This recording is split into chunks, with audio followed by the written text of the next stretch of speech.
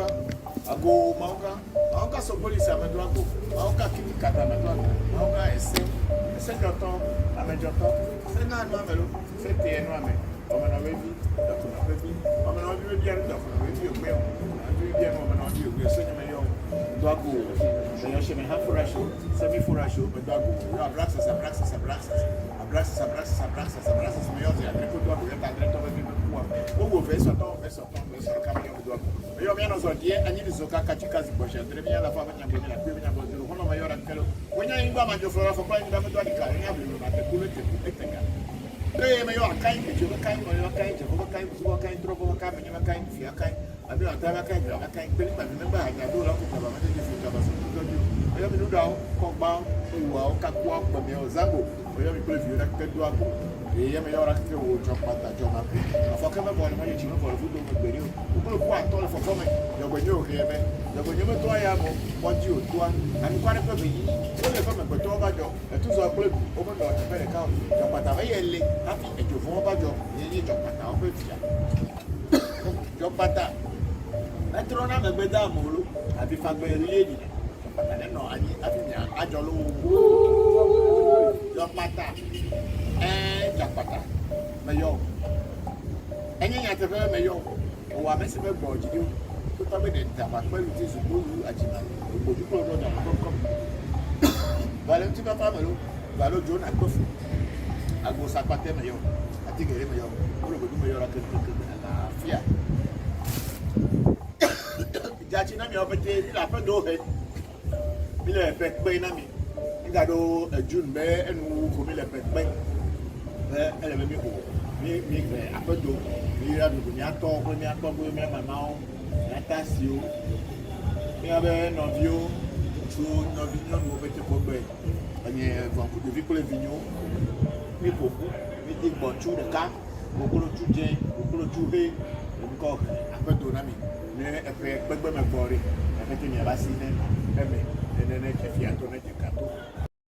Alama sese mboma gakura ngwe yido mu gakura mi kuma gabalde mi a godina chomi kula wolo atepe dore ke mi gabalde mi o emi nya yo mi bi la kore e me temi ase e me do ago me yo me ga sese me ye nye papa sese to begeje me do ago ro jachina me yo brahini me yo bobochi me yo ngbe foli ko mo ne ka gobele godo kuche kuma ko me ga to me nyo pete ba ho jachi ba fa mi me fana mi we are talking cospeku akubia yo ma nya koso akoko fo ni ko kugeje that's in about si fusi jam koso abra ko bra mama nye bodwe ba to na ko kofi to na kubia mensa mama nye doru ye boy be peku no yo mi apete kuto me fana mi go na ko ne fana nye ko ni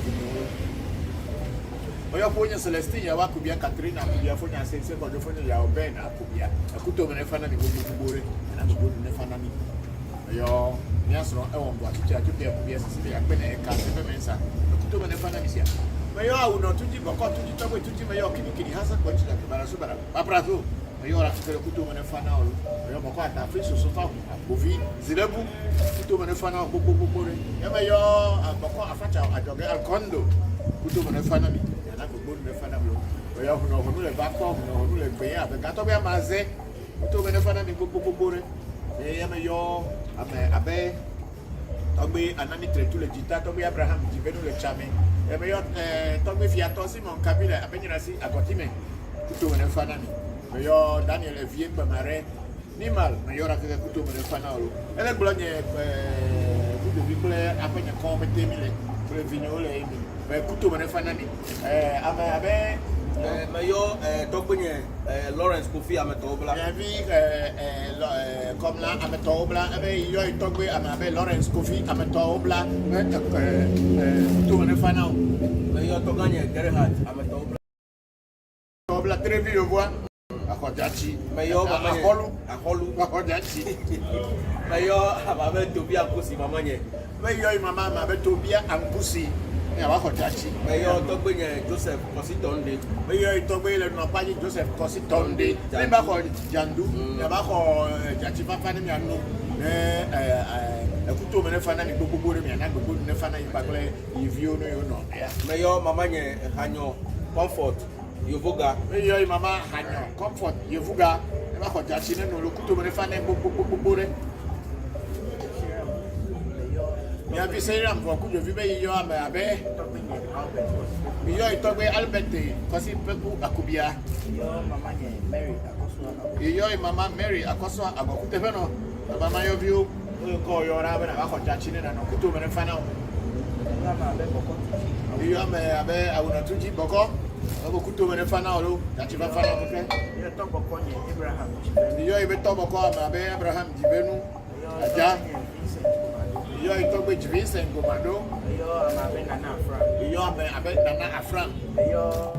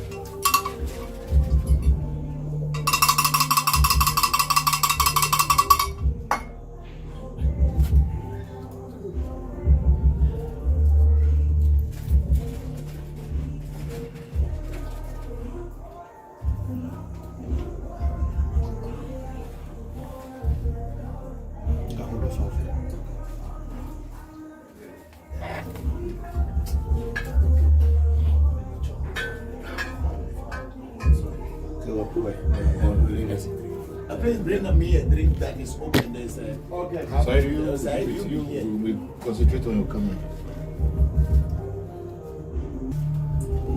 Excuse me. Did they say that and this thing go? Papa, is this okay? Yeah. They've gone. With the Kennedy.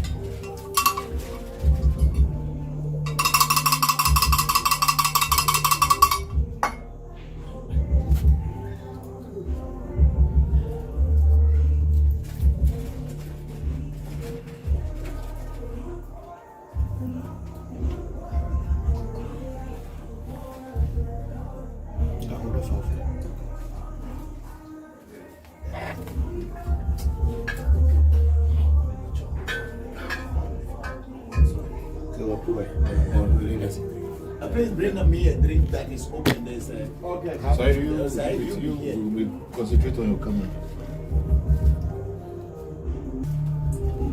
Excuse me. Did they say that and this thing go? Papa, is this okay? Yeah. They've gone. With the Kennedy.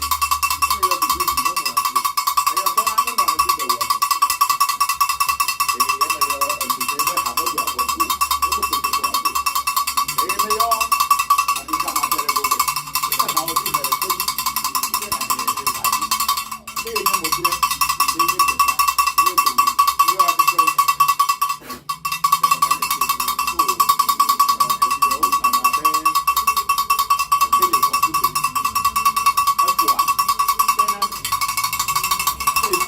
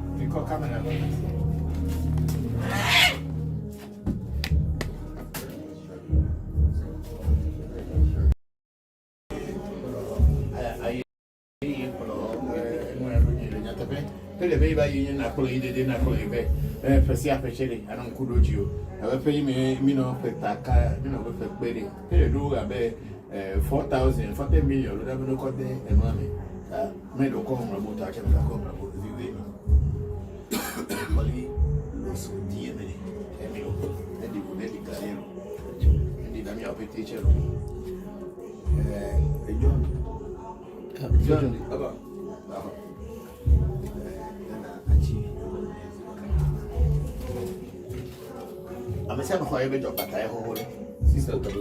As you say, it's what I'm here. It's what I'm here. It's what I'm here. Ketoro come here for Bulelo.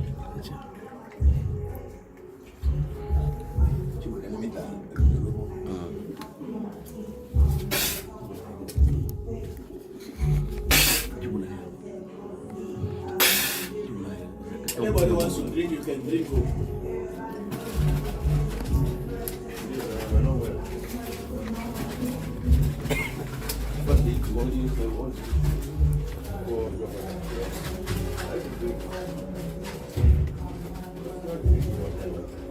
Okay.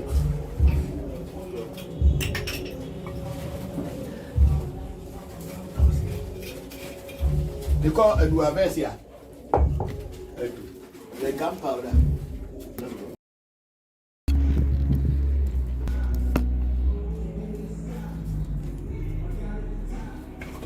We should run this thing and go and hide it somewhere. The gunpowder is dangerous. How? Because if you start doing the essay, it's about 10:30. So at least maybe by 1 hour it will die. Eh? Because if we do it, then we have to stay to finish the food or cook the food. But that time the animal is killed already, so there's no more problem. And there's rice too. Rice is already. Okay, let's try. We may be able to do it.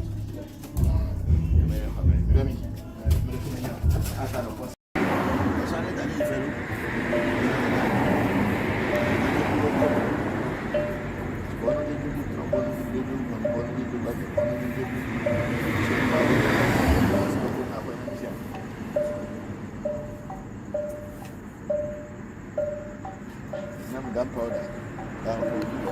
But gunpowder I can move back. Somebody should go and light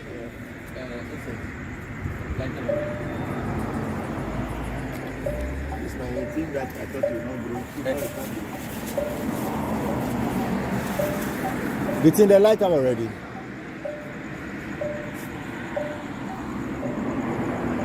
You have to be this up first. They come this way. We have not reached the Sunday yet. Okay. I want to see them. Oh yeah, it's full of manure.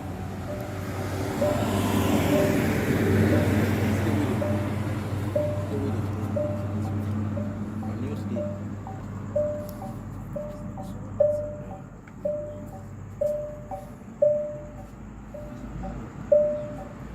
So what? I cannot really well.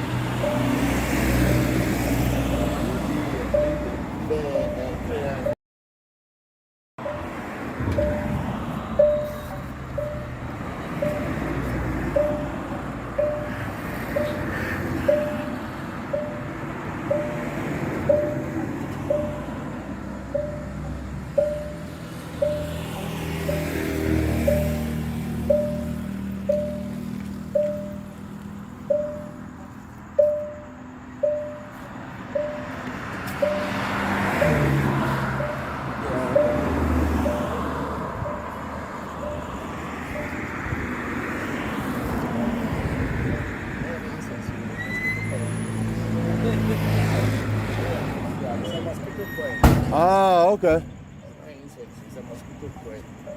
So they make it in that way so it can be smelling well at the same time. Alcohol.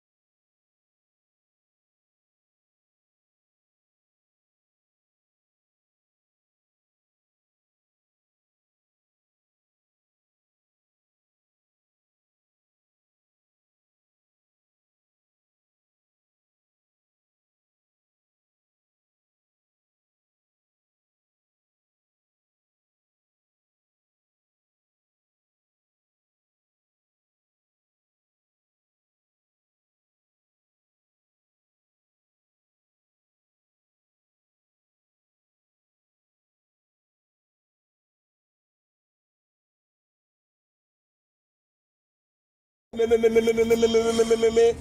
no kwe la funudalo. Oh me no. Oh me to. Asui. Oh me la funuda. Oh me la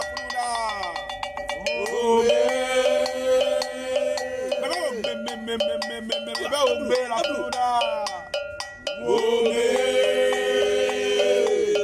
Oh me no. Oh me to. Asui. On va pas les voix dans les voix.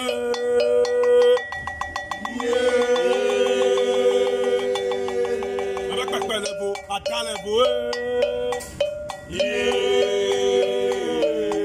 Pépé les voix dans les voix. On va pas les voix dans les voix. On va pas les voix dans les voix. Bebelevo, adalevo, aduafeya. Mekade o malelo, adela mekade o male pasilo yo. Mekade o malelo, mekade o male pasilo. Mekade o malelo, adela mekade o male pasilo yo. Mekade o malelo, mekade o malelo. Mekade o malelo, adela mekade o male pasilo. Begade o malelo, begade o malelo, begade o malelo, yeah. Begade o malelo, ako we si ko malelo, begade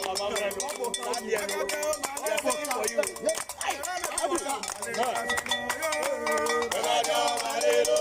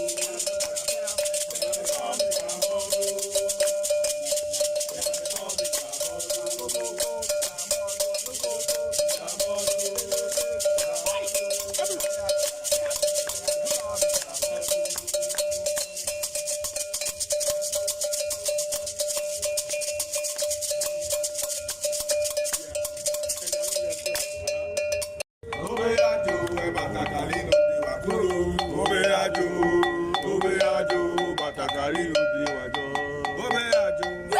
Obeajo, Batakali no de wakusia. Obeajo, Batakali. Obeajo, Batakali no de wakusia. Obeajo, Batakali no de wajo. Obeajo, Batakali no de wajo. Obeajo, Batakali no de wajo. Obeajo, Batakali no de wakusia. Obeajo, Batakali no de wajo. Koko, Ontofo ofu, ya onye gbomefu, amemele wahwe, aya taji na twe. Kayeto mi jadu ababora, abado botoro. Kayeto mi jadu ababora, abado lilime.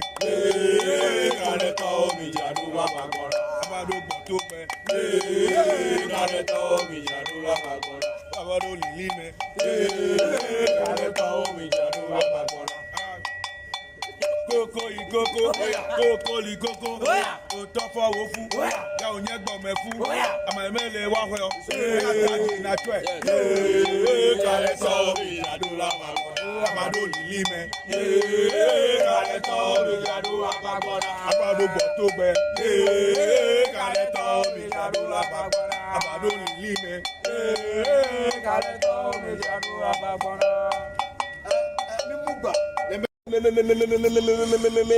Me no kwe la funu dalo. Ome no, ome to, asui. Ome la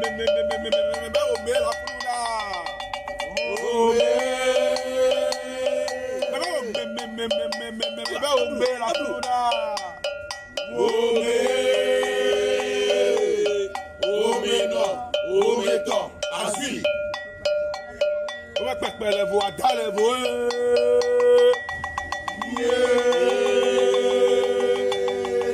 Ome pepe levo, ada levo.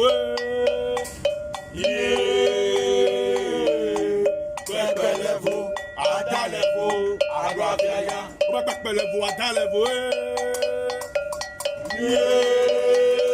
Ome pepe levo, ada levo. Pepe levo, ada levo. Agua viaya. Mekade o malelo, adela mekade o male kasilo yo. Mekade o malelo, mekade o male kasilo. Mekade o malelo, adela mekade o male kasilo yo. Mekade o malelo, mekade o malelo. Mekade o malelo, adela mekade o male kasilo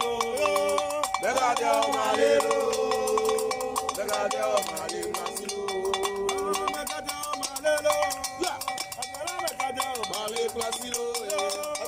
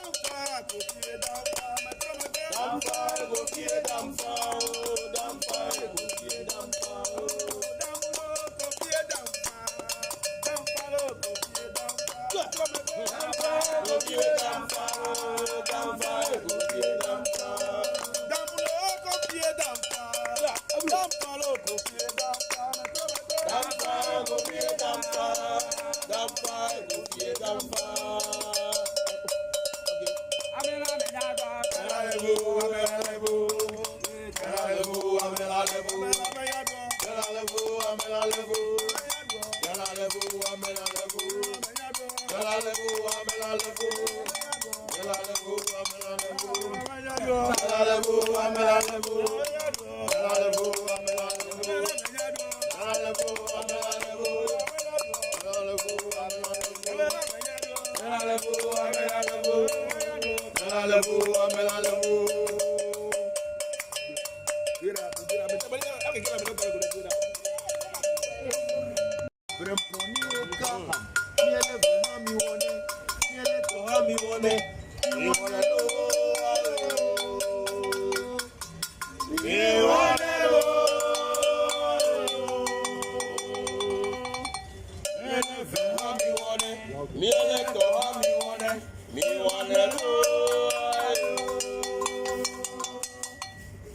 Ava mama la gali drolo. Ava mama la gali drolo. Awi now.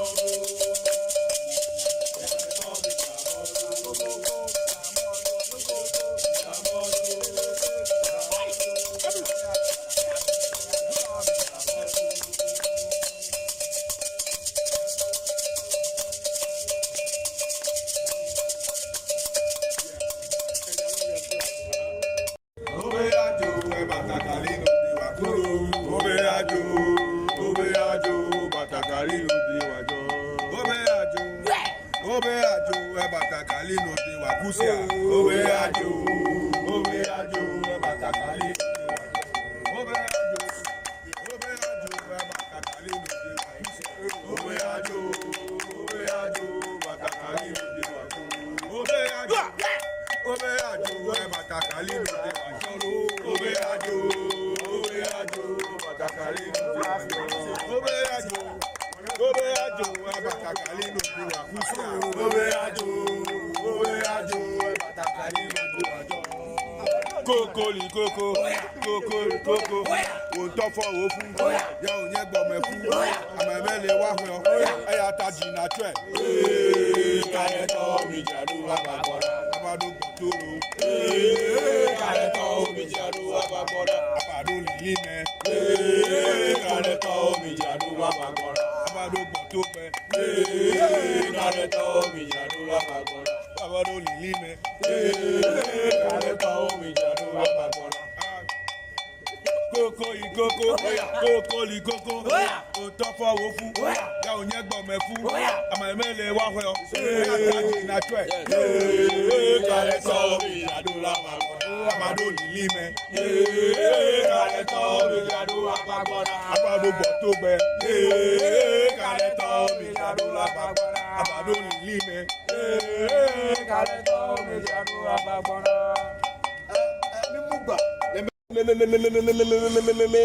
Me no kwe la funu dalo.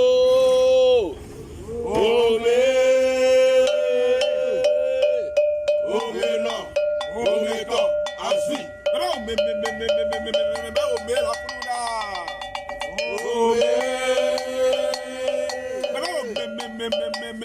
Ome la funu da. Ome no, ome to, asi. Ome pepele vo adale vo.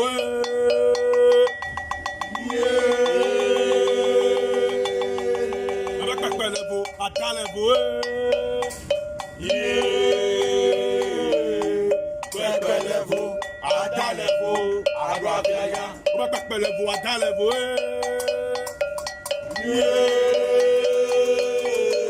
Ome pepele vo adale vo.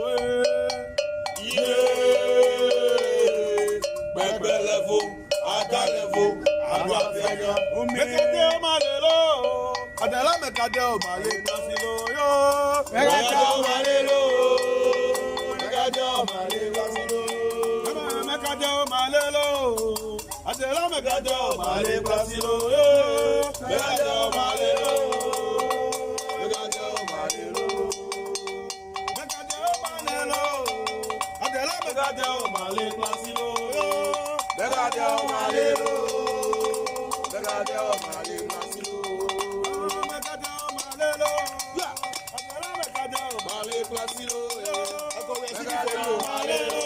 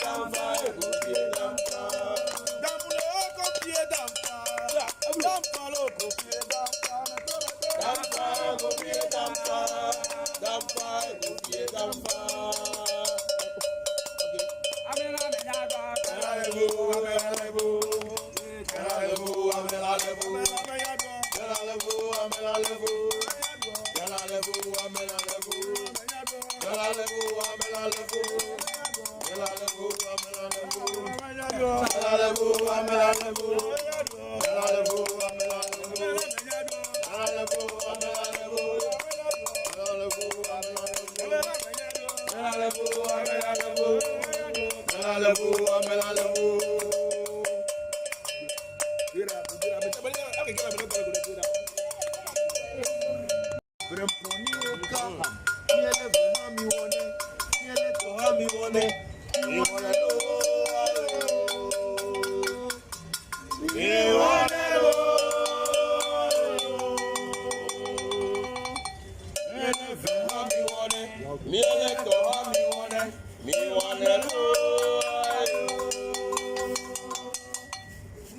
Ava mama la gali jrolo. Ava mama la gali jrolo. Awi now.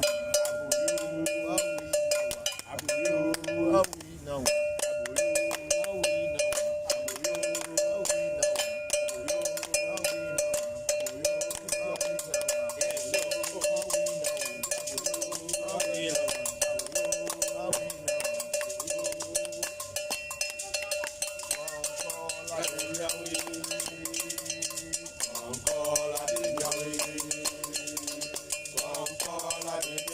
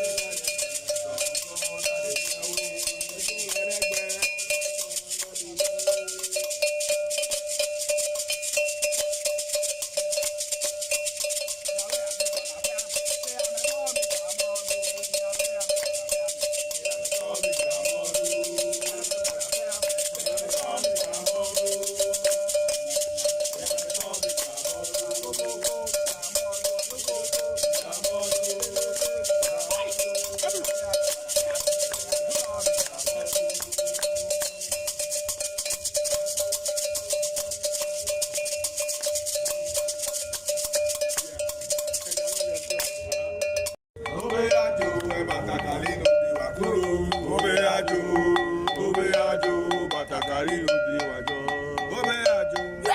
Obe ajo, eba kakali lòdì wàkúsíà. Obe ajo, eba kakali lòdì wàjọ. Obe ajo, eba kakali lòdì wàkúsíà. Obe ajo, eba kakali lòdì wàjọ. Obe ajo, eba kakali lòdì wàjọ. Obe ajo, eba kakali lòdì wàjọ. Obe ajo, eba kakali lòdì wàkúsíà. Obe ajo, eba kakali lòdì wàjọ. Kokoli koko, wontofo ofu, ya onye gbomefu, amemele wahwe, aya taji na twe. Kareto mi jadu ababora, abado gbotoro. Kareto mi jadu ababora, abado lilime. Kareto mi jadu ababora, abado gbotope. Kareto mi jadu ababora, abado lilime. Kareto mi jadu ababora. Koko likoko, otofo wofu, ya onye gbomefu, amemele wahwe, ya taji na twe. Kareto mi jadu ababora, abado lilime. Kareto mi jadu ababora, abado gbotope. Kareto mi jadu ababora, abado lilime. Kareto mi jadu ababora.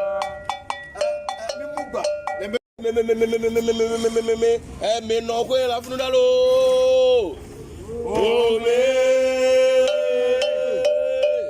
Ome no, ome to, aswi. Me la fruda.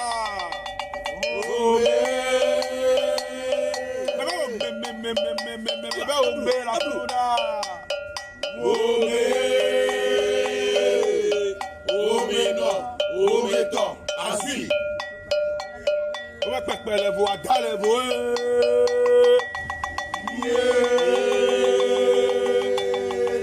Ome pepele vo adale vo. Pepelevo, adalevo, aguafiaya. Ome pepele vo adale vo.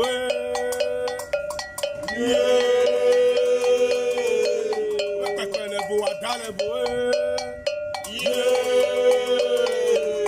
Pepelevo, adalevo, aguafiaya.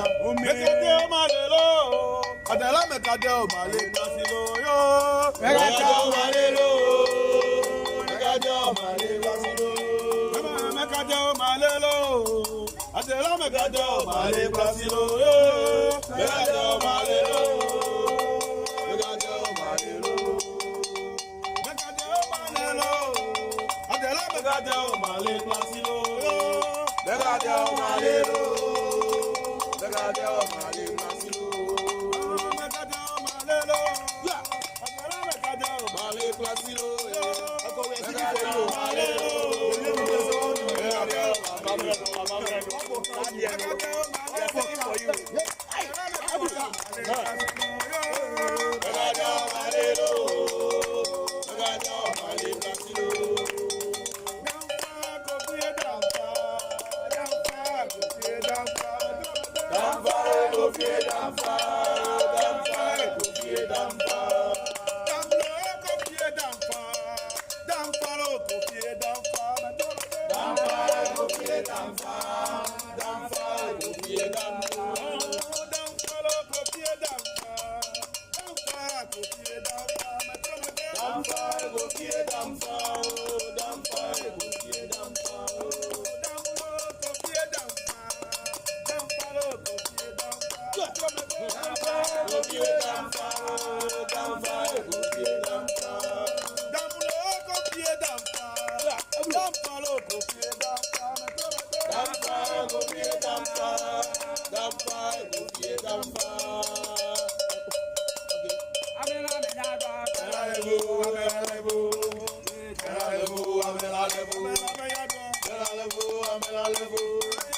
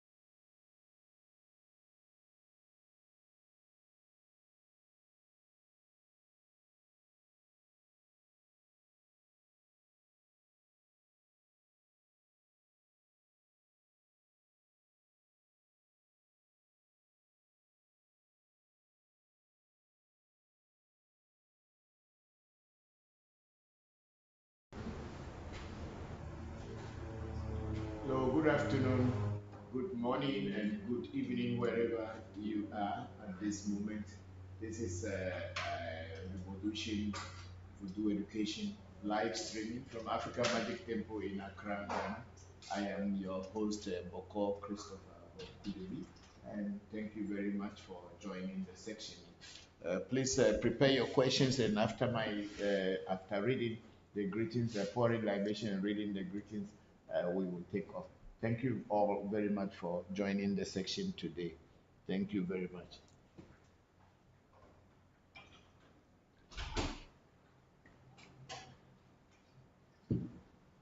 Oh, ago zieto. Beyo mauga sobolisa, mauga kitikata, mauga esejoto, amejoto, sena anu ame, sete anu ame, woman of every dokon of every, woman of every maybe anu, dokon of every obey, or dokon of every maybe anu, woman of every obey. Hey, amega, kaba. Maybe anu, dokon of every obey now. Ose popolipo, se da jatrafia. Se joto ame joto se nanu ame sete anu ame woma no pevi do ago me yeshe me han fora shop se me fora shop te do ago ya braxis me yozi ya depo do ago ya tadre to me me ko wo verso kama yo do ago me yo mi ano so die anyi do ka chikazi bo jendre me ala fa banya ngba mi la pe mi nyagro njuro hono me yora kekelu wenya ingba ma jo floro fo kwa ingba ma do adi kaulo wenya ple ma tekulu etekueteja. Omayo akain becho akain mole akain jego akain subo akain trobo akain mini akain dufi akain mami wata baka ge akain peripa me gba haja do loko pro mo doji fi to ban so to doji mayo mi nuda mayo mi khogba bo wa ka ku akpa mi onzango mayo mi ple bere ke mi khoha yo ke yo jo pata jo ma ku afo ke me bo mo chi me bo bu do me gbede kokulu ku atore performance jo gbo nyo he be jo gbo nyo to ya mo ju to ami ko re pe beyin o le fe mo gbo to ba jo tu so ku lu mo no to pere ka jo pata be ye le happy jo mo ba jo ye jo pata o fe fia jo pata metro magbeda molo abi fa gbe orílẹ̀-èdè na jọpata nínú anyi afi mia jọlọ jọpata mẹyọ ẹyin yàtọ̀ fẹ́ mẹyọ wà mẹsì mẹgbọ jìdí òtítọ́ gbẹdẹ nìtàfà pẹ̀lú tí zùgbòlù àjìmà ògbódúkúrò dọjà rẹ fún kọmẹ valentin fafami balo jo nàkpọfù àgùnsá pàtẹ mẹyọ àtìgẹlẹ mẹyọ gorobodu mẹyọ rẹ kankankan àlàáfíà yẹmẹyọ amaga sísẹ gẹjà pàpà sísẹ tọgbẹgẹdẹ nítorí àgọ oyo brahini me yo gbogbochi me yo mgbe foli koko mo ke goble godo kuche kuma ko la gato bonyo le mi ayora ke oyo to ko speko ko yo no yakoso go kufoni ko geje tasi nyamo si fusi jam ko so bra ko bra mama ni gbodo mba to bonya go ko fi na ha ni ke me yo mama ye doro ye ko mgbe poku no ko hara na mi o pete to bonya ku bia mensa na ha yeme yo afonye Celestine ya wakubia Katrina kubia fonya sense ko do fonya obe na kubia akuto mane fana mi gugugugugugu na gbogbo ne fana me yo awu no tuji boko tuji to mo tuji me yo kini hasa tonchi agu bara so bara na me yo boko adafi so so fa hu agbobi boko afacha wa joge akuto mane fana mi me yo hu no hu le ba pa hu no hu le gbe agaga to bia manze akuto mane fana mi yo to bia na ni tretu le jita to bia Abraham jivenu le chame kutaboko kutobe fana ni gbogbo me yo togwe efiato Simon Kabila benyina si agotime me yo Daniel Evie Pamare le keke Nigeria agbaro me yo mina keke kutobe fana ni keke dagbe ne fana mi olo mi gbenya volo dagbe ne volo mi anu nyanyu ne volo mi anu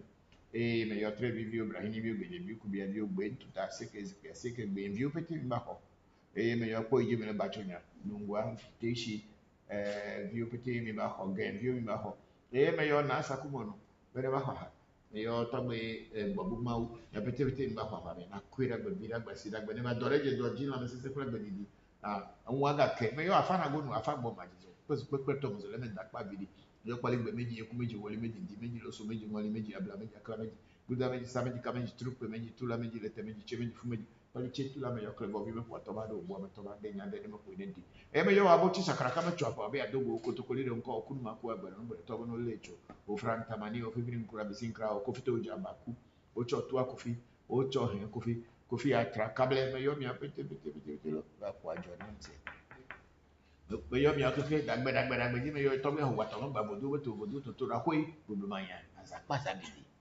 me yo mi akeke dagbe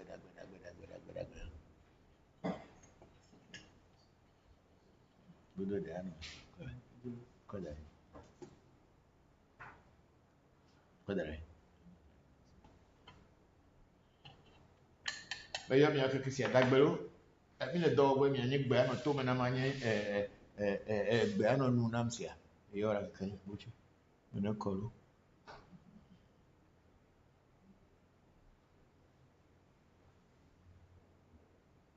What you know,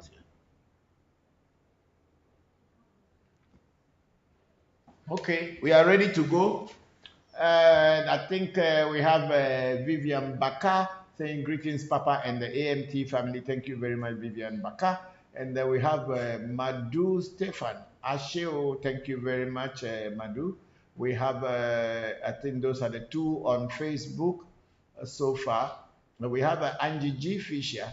Greetings, Papa and family. Hello, Angie. How are you? Thank you very much for joining us. And then we have Gifty Jide. Greetings, Daddy. Please remember me in your prayers. Okay, Gifty. So you won't call again.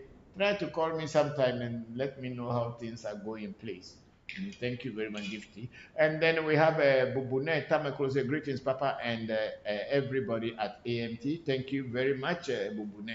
We thank you all for joining us. And let's go on to okay, we haven't got anything on YouTube yet. Okay, we have Joe Dega saying we can't hear you on YouTube. Are you hearing? So they can't hear you. Is now you have corrected it? Yes. The problem was that we did some of the videos and there was background music. We had muted it. But how do you call it? Like we had done the selection that the one that doesn't have so much background music. So the Facebook people, since someone saw it and raised an issue, so we had to now mute all of our videos and play our old internal songs, AMT songs. Yes, but you have to explain to Facebook that there's a next door, there's a pub. When they are playing their music there and we are in our house, automatically we come. We don't use people's music as our background, but we cannot tell other people from not playing that music. And not because those people are playing music, we cannot do our work in our house.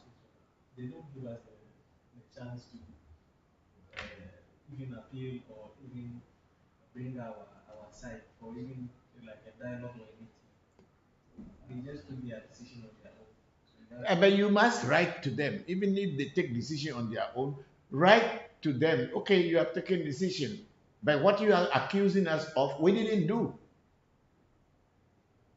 Yeah, you can write to them, or there's no opportunity to write to Facebook at all. Sincerely, their copyright process to even appeal, I would say it's not easy. It's not directly possible. Unless you are. But then write a complaint to any part of Facebook, whether copyright or not copyright, that supposing I am in my house and somebody is playing a music in another house, is it my fault that the person is playing music in their house? So if the sound comes into my house, does that make me play that person's music? Why don't they do their own investigation and find out whether it is true or it's not true? It's as simple as that. Because if you don't complain, I don't think they will do this to American people. They do this to Africans. Facebook will only do this kind of things to Africans. They won't do it to Americans. Okay, you heard me, Joe. The Facebook is making our people mute everything that has been done, even though it was not our fault. There's a park closer to my house, just next door. And if they play music, automatically that sound of the music will come into my shrine. I don't use popular music as my musical background for my work. That is what Facebook and everybody who is taking decision to understand, that I don't use popular music that is played for my voodoo work.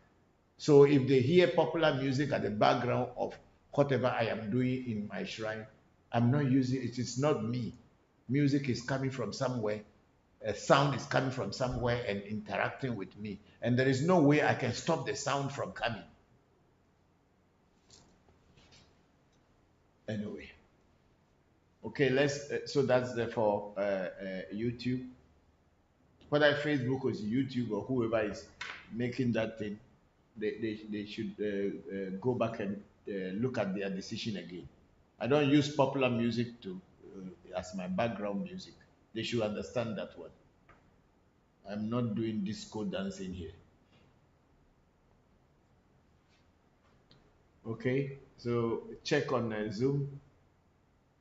No, please, Papa, there's no one. Okay, and anybody on Clubhouse that is having to say anything?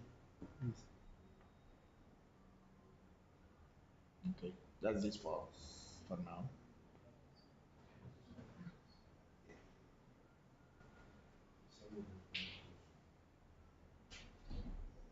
Okay, while we are waiting, I will just use this opportunity to say one or two things. I want people who come for a reading or who ask for a reading online to understand that when I do a reading for you, I don't decide what to tell you. I am not the one who tells, I'm the one who explains or decode what the oracle says to you.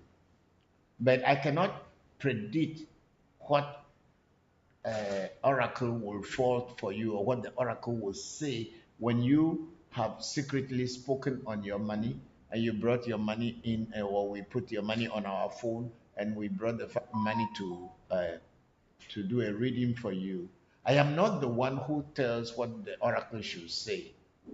I am not that kind of psychic who will look at you and because I want you to make you happy so that you give me something and I'll tell you sweet things and you will be listening and you are happy that, oh, this person is great. No. If the oracle tells me that there is death in front of you, I will tell you.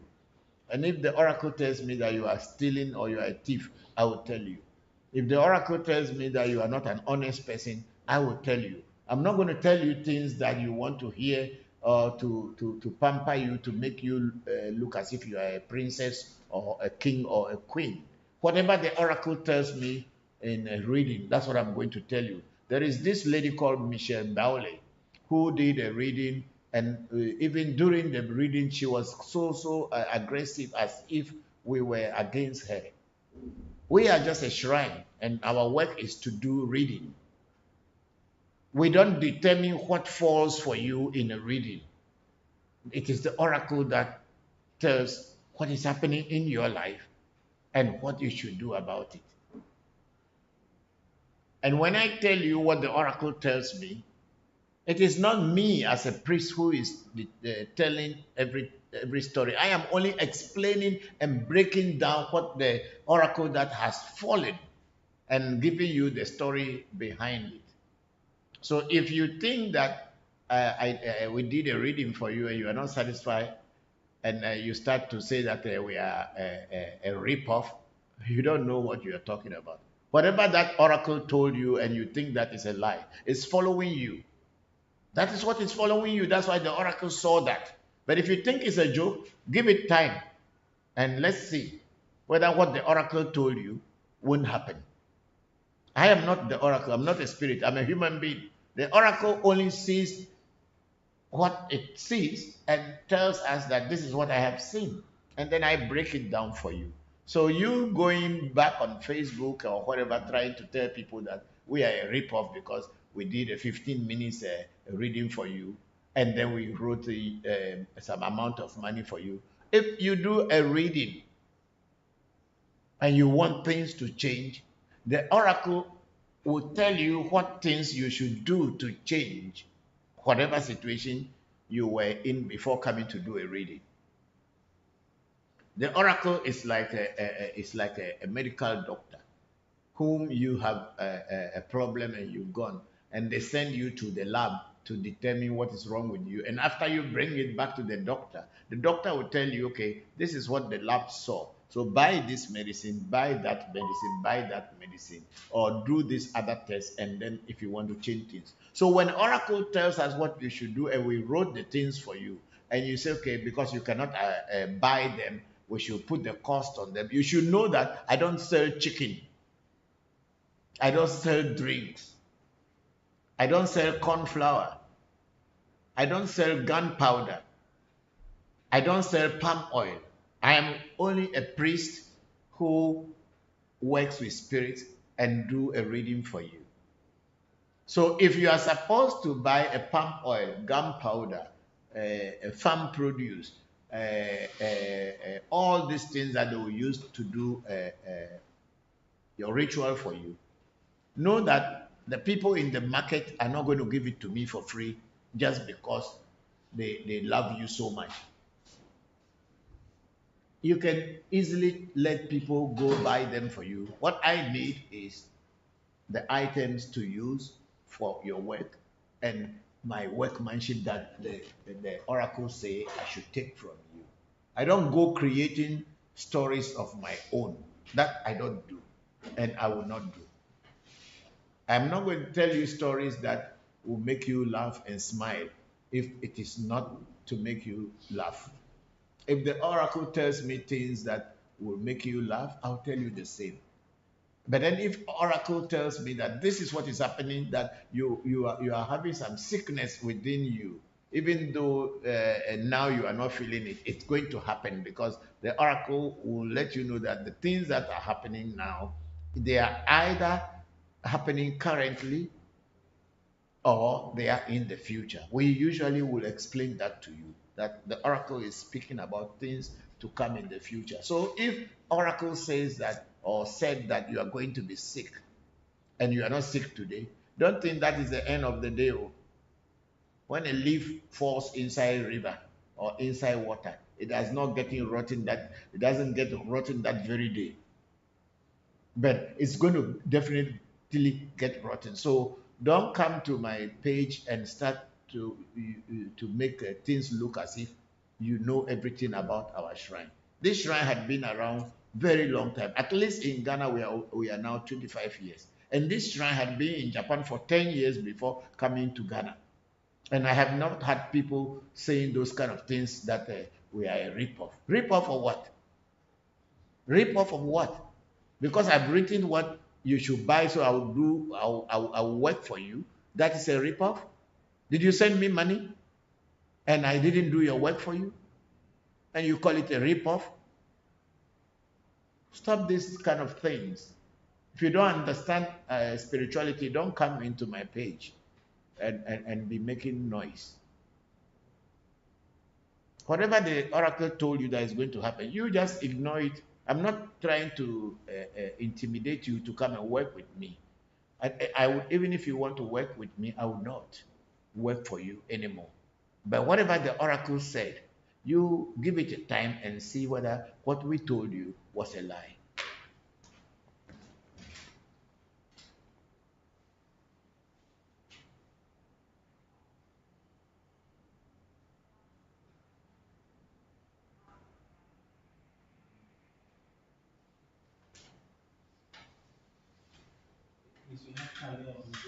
Hello, Kalia.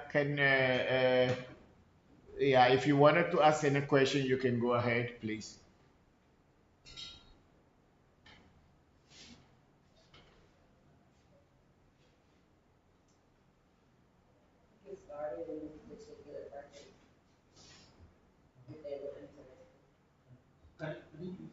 Well, I cannot hear you. Can you speak? Bring your mouth closer to the mouthpiece so that we can hear what you're saying. Can you hear me now? Yes, we can. If one wanted to devote themselves and their time to this practice, what would one do to get started? Like, where would one look to get started? If one wants to devote their time to the spirits or to voodoo work, is that what you're asking? Yes, yes. If you want to devote your time to voodoo, or you want to work with voodoo, because we will not say you devote your time, because voodoo practice is not a worshipping kind of, it's not a religion, so it is not something that you want to worship. Like how in Orisha people say they are worshiping Shango. Voodoo is not a worshiping thing. It's a practical thing to do. So if you want to practice voodoo, that's why we say you are practicing. We don't say you are worshiping. That's why we say you are practicing. We don't say you are worshiping. If you want to practice voodoo, then you need to get a voodoo that is connected to you. And but before you can be connected to a voodoo, the connection is what we call initiation.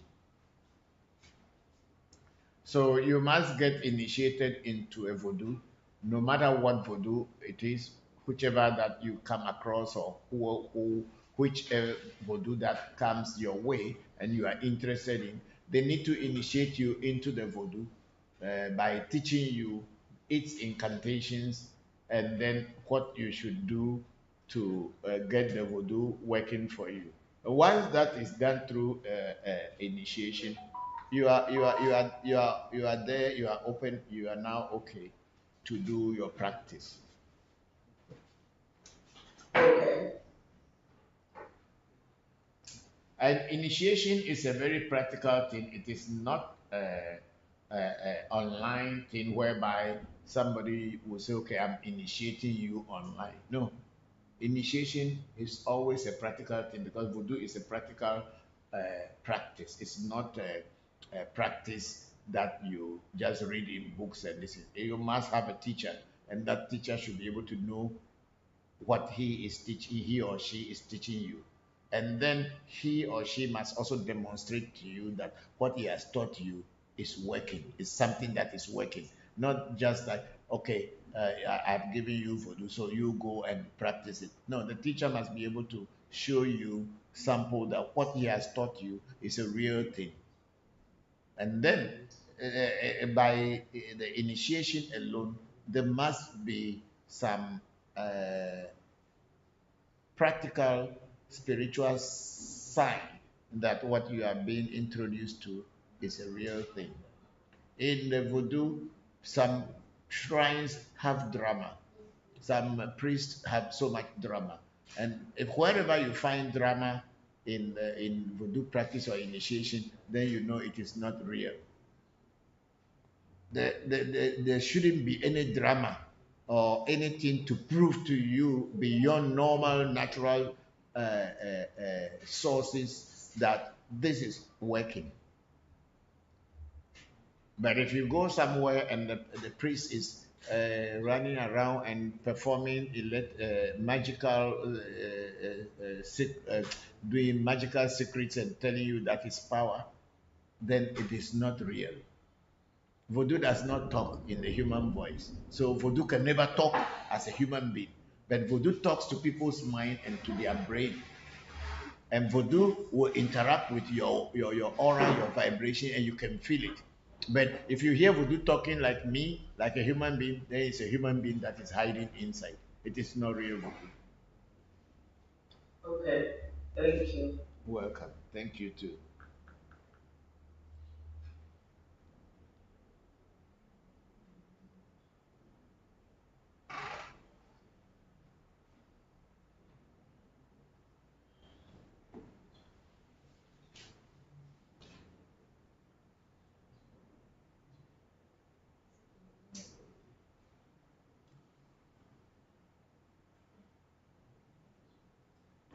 Greetings, Papa. Hello, Shamba. How are you? I'm good, Papa. How are you? I'm also fine. How's your And, mom? Papa, she's doing good. We thank God. Papa, I wanted to let you know, so Big Big Zion came to visit me this weekend, and he had brought some chickens and things, and we fed Legba. Wow. And things like that. Yeah. That's good. Good to hear. Yes, and Papa, we was I found the Voncujovi. Yes, I saw. Yes, go ahead. Yeah, when we did the ritual for when we fed Legba, we asked Legba to help us find it, and we found it. Wow. Like the next day. Wow. Yeah. Wow. So, yeah, but then the aflatovi is a very, very powerful herb. So don't mix it with any other herb to use for the voodoo. It will just kind of cut down their vibration and they will stop working. So okay. Don't mix it, and also do not buff it and go into your voodoos. your voodoos will get angry. Okay. Yeah, it's a very powerful herb. There's so many other things you can do with it, like when someone is being attacked or whatever, you can use it to whatever is attacking the person. When you prepare the bath with it, it can cleanse the person and stop that thing that is attacking the person. But don't let that the herb, whether a person has used it or bath it or anything, bring it to where your voodoos are. It is a very powerful herb. Okay. Yeah. Yes, you were saying something. Go ahead with that. And Papa, the hair. Yes. I have hair on my leg, but we found more hair. You are getting Seems more like hair. Huh? You are getting more hairs on the leg bar. Yes. Okay. Then, as you did with the first one, just put it in the jar and then lock it, and let's see. Okay. It could be a human hair that air had blown from somewhere, but we are not sure. So keep it in the jar and lock it, and let's see. Yeah, Papa, it's like a lot of hair on it. It's more in the back. It's even black hair. It's like reddish hair, Hey. and there's like a gray. So that is on the leg bar or in the jar?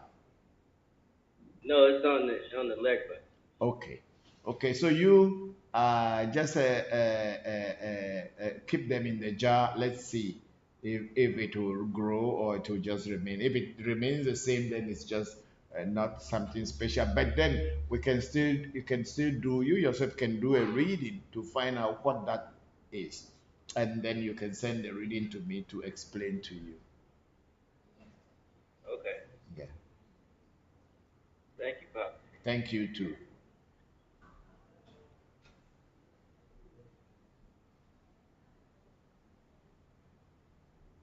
Okay, we have on Facebook we have Chibona Noni na Luo. Say greetings, Papa. Hello, Chibona. How are you? Thank you very much, and greetings to you. Thank you very much for joining the section. We have Bubune Tamakul. Papa, what does it mean when one says Papa Legba is a trickster? You know, when they say Papa Legba is a trickster, among Afa's children, where we have Seregaji, Apeli, Aflagati, Akapo, Amuzu, and all this, and that's what people say Afa's children. And among them, Legba, they call Legba a trickster because Legba will always find a way to solve your problem. Even if it has to pretend to be dead, if it has to pretend to be a mad person, or pretend to be a magician, pretend to be anything, Legba can adapt to all kind of situations. It does not face things directly all the time. That's why people say that Legba is a trickster, because even Afa on its own, Afa is a trickster too. Afa itself is a trickster in the sense that when you are confronted with death, let's say you have done something bad, and then you are supposed to be killed, or you are supposed to be executed, and or before you go to court, if someone can do a reading on your behalf to find out what can you do to escape from here, Afa will teach you what to do, the necessary rituals to do, so that when you do them, when you go to the place, the thing will be off the hook. So when they say you'll be let off the hook, that's why they say it's a trickster. It will do things that will change people's perception and outlook, and then have mercy on you. And in everything, whether witches are attacking you, Legba will always tell you what to do, and you bring it to Legba. Legba will take it to the spirit world and make those things solve. What do you call it? I was having a situation where there's this gentleman who had been locked up somewhere in the Middle East for a long time now, over a year, and they consulted me, and I did a ritual. I did a reading and did a ritual for them. But each time he calls and say they are going to deport me, and then I will say, okay, what I did, I know it is working, but I will do another thing. So we've been doing that, and then each time they could not deport him. And then this morning I had a message that they said they put him in a handcuff and they were taking him to the airport to deport him to Ghana. He didn't want to come because he has his family and children all over there. He did not want to come back home. So they called me. Then I told them, okay, I am sorry. I think that I did everything that I did as per the oracle. But unfortunately, I don't know why he could be taken to, would be taken to the airport for deportation. So when he comes back, let him contact me. The money that I charge him for my workmanship, I'll return the money to him. But unfortunately, the monies that we use in buying the items in the market, I cannot go back to the market women that because what we did for him didn't work, so I want to come and collect the money. No. But the workmanship money that I took for the workmanship, which Legba Afa said I should take, I will return it to them because that means we failed. Then I just got to the shrine, and then they told me that they took them to a detention center, and there he met someone who just today, gave him a lawyer, a Saudi lawyer's contact, and the lawyer is ready to take him out. So the lawyer is asking for some amount of money so that tomorrow he will start to process his document and put a ban in the court that they cannot deport him. So this is how Legba and Afa works.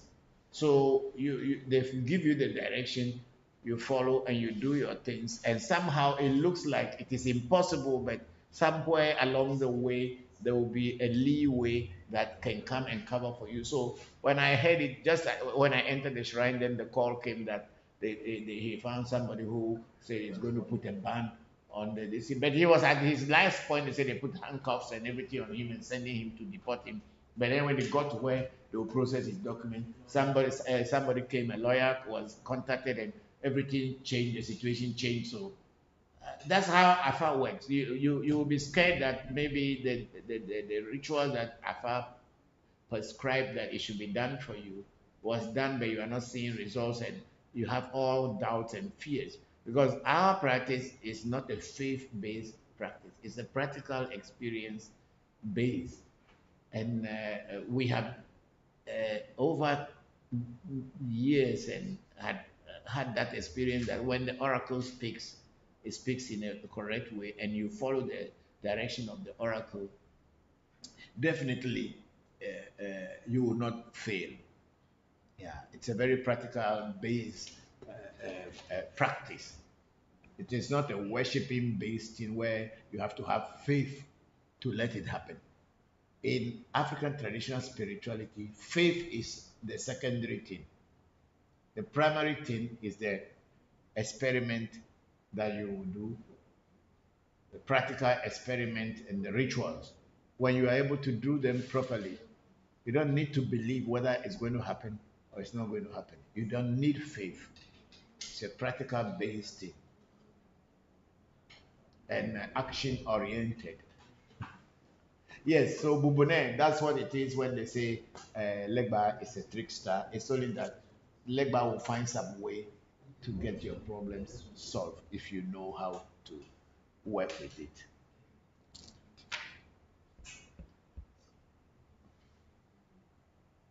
Okay, I think we are done with Bubune. Do we have any other? Okay, we are not having so many today, so we'll just be here, and when people are ready to ask that question, we can. Hello, Papa. Good afternoon. I had a question.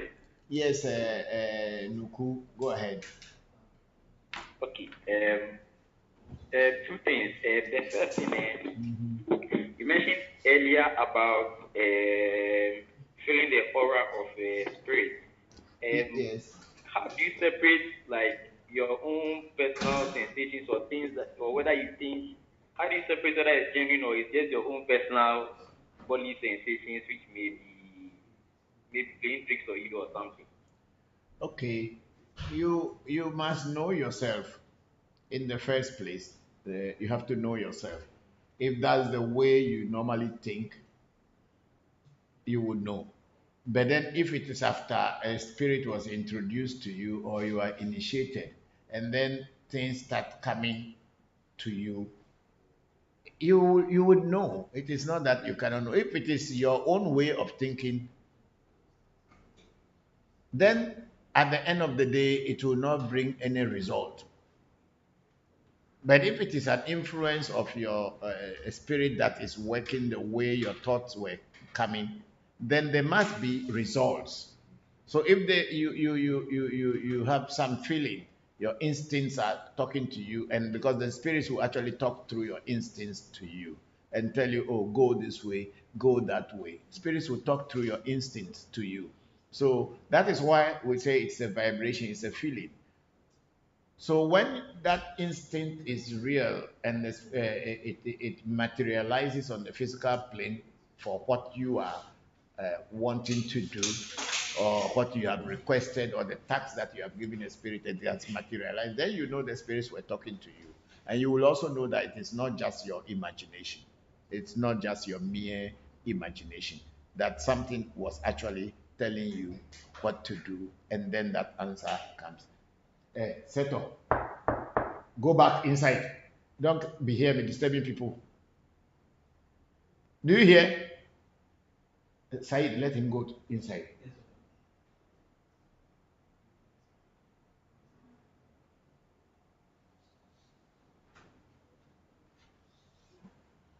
Tofumeda. We have a Barbara. Okay, Nuku, go with your second question. I don't know whether this is okay. If you understood. Oh, it's okay, it's okay. And I understand what you're saying. I get what you're saying perfectly. Okay. The second question was that, okay, something happened. I went to the village over the weekend there, and then we were at the traditional court, and then they told us not to cross our legs. So I wanted to know why is the reason why they tell people not to cross their legs. They should open their legs while at the court. It was a traditional court. What was the purpose? Why were you there? A lot of people were coming for different cases with the chief. Okay. Yeah, it wasn't like just a lot of people were there, but they just said that we shouldn't cross our legs. Okay. One reason why people tell others not to cross their leg during a spiritual ceremony is that crossing your leg or crossing your arm, you are kind of blocking the energy that is supposed to see and work.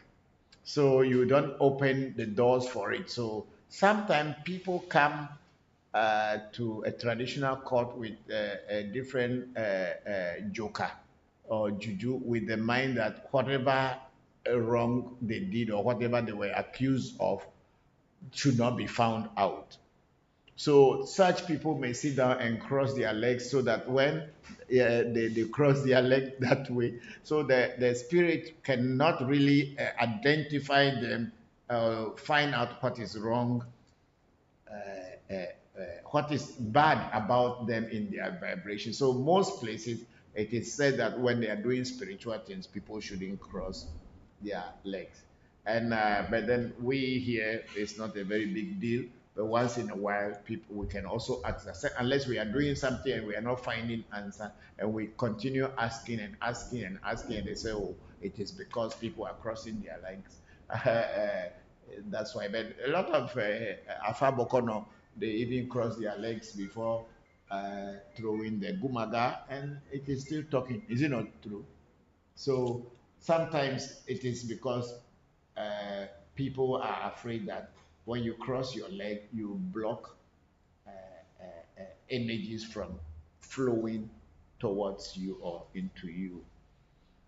And that is why when you are doing meditation in yoga, in Tantra practice or Hindu practice, you are supposed to cross your legs and then do your fingers way by locking everything so that whatever is circulating should only be circulating within yourself and it does not go out to anywhere. That's why you sit in the Padmasa pose or the lotus pose, cross your legs and then put your fingers and close them this way so that your energy, or you see like you put your hands together so that your energy flows within you. It does not go out.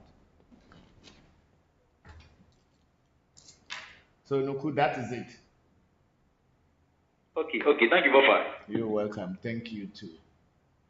And then we have Barbara Paddy saying, good afternoon, Papa. Hello, Barbara. How are you? Thank you very much for joining the section. We are very grateful.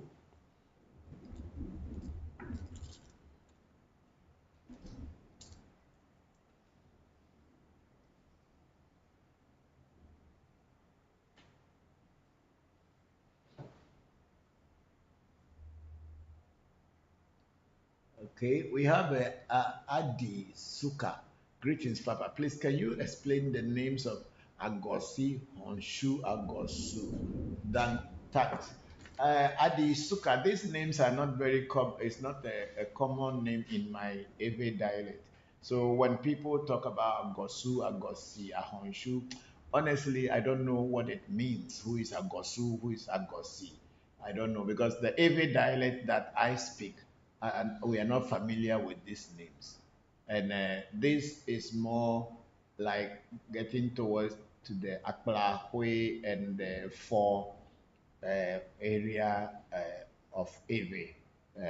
So I'm not very sure I understand, but I think they have something to do with twins, but I'm not very deep into the four language or the Akplahwe language, so I cannot really explain what Agosi or Agosu or all these things are.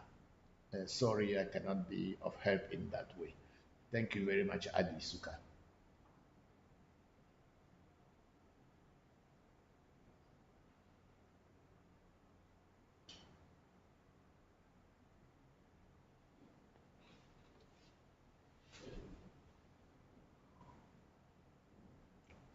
Okay, you play some videos if you have some. Hello, Papa. Yes, Senna. Good afternoon to you and to the AMT family. Yeah, good morning to you and to everybody over in Tokyo. How are you? Yes, I'm fine, thank you, Papa. It's 1 a.m. Okay. And I just, before this call, I was, Shamba called me when Toby was around and we all had a very interesting chat. I thought when you nice guys. to see them together. Okay. Yes. And also, Papa, so I was asking you some questions this week about the yoga book that your father gave you and things like that. And that led me to learn more. I watched a documentary actually today about Sri Sri Ananda Murthy. Yeah, my guru. Who is Baba.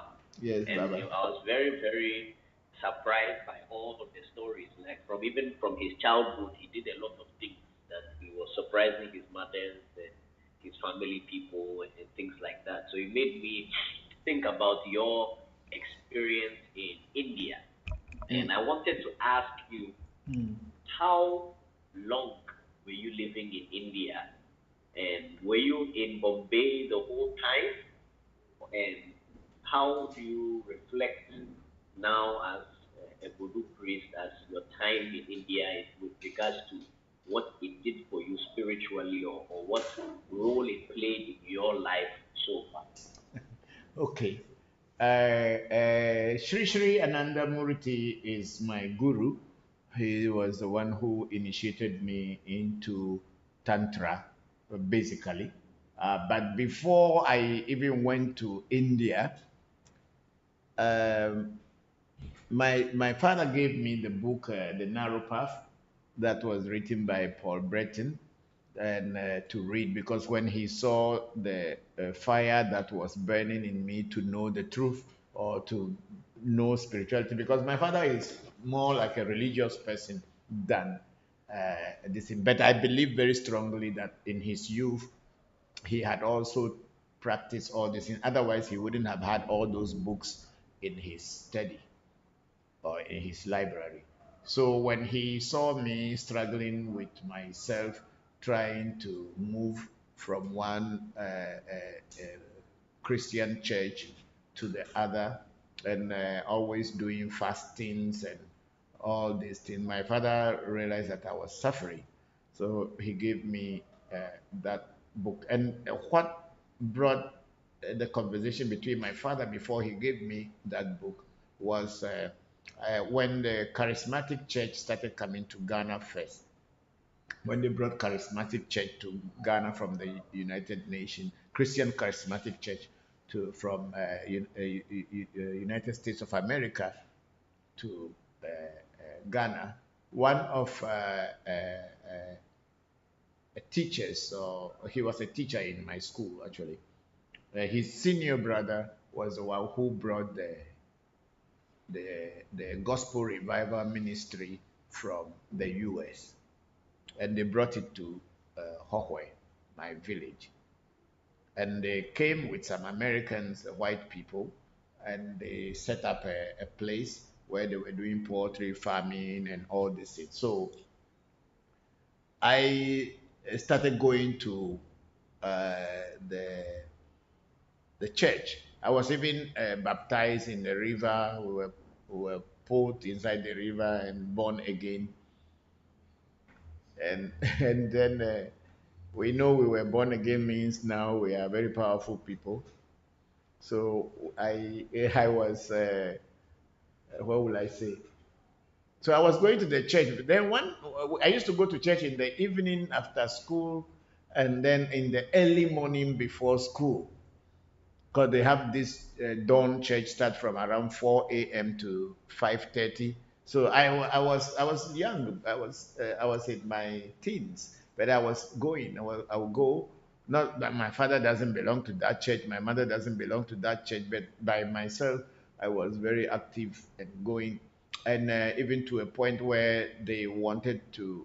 I was going to stay with the Americans and going to them so that they would train me to become an evangelist. That was my desire to worship and to save God. So I was having these challenges. One morning church we went, and our teacher, our pastor, I think he's still alive, Pastor Asiam, he said that he was doing meditation at dawn. And then he saw the devil or Satan, and Satan was holding his spear, the trishula, the tree like a fork, one is called in Hindi trishula. He was holding his trishula and was dancing and singing our favorite song that we used to enjoy in the church. That song, when they started playing it, everybody would dance, which goes this way. Ole abonsanda mime otwe kana mitotwe. Ola bonsanda mime otwe kana mitotwe. Otwelo, otwelo, otwe kana mitotwe. Means they put the devil inside a hot oil and fried the devil like a fried fish.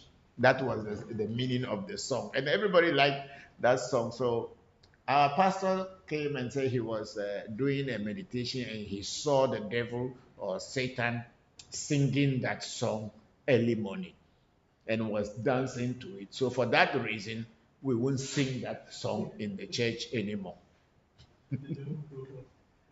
So that was the first time I heard the word meditation at my age. I was just about 16, 17 years. 16, 17, I would say. So when I got back from church that morning,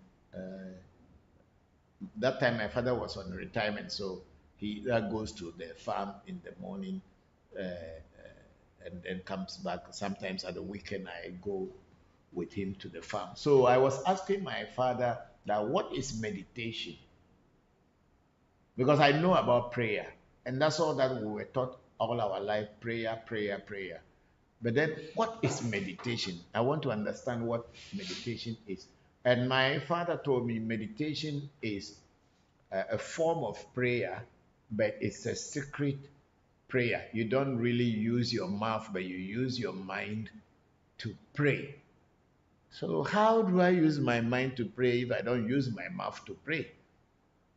And it was that prompted my father to give me the book of Paul Breton, The Narrow Path.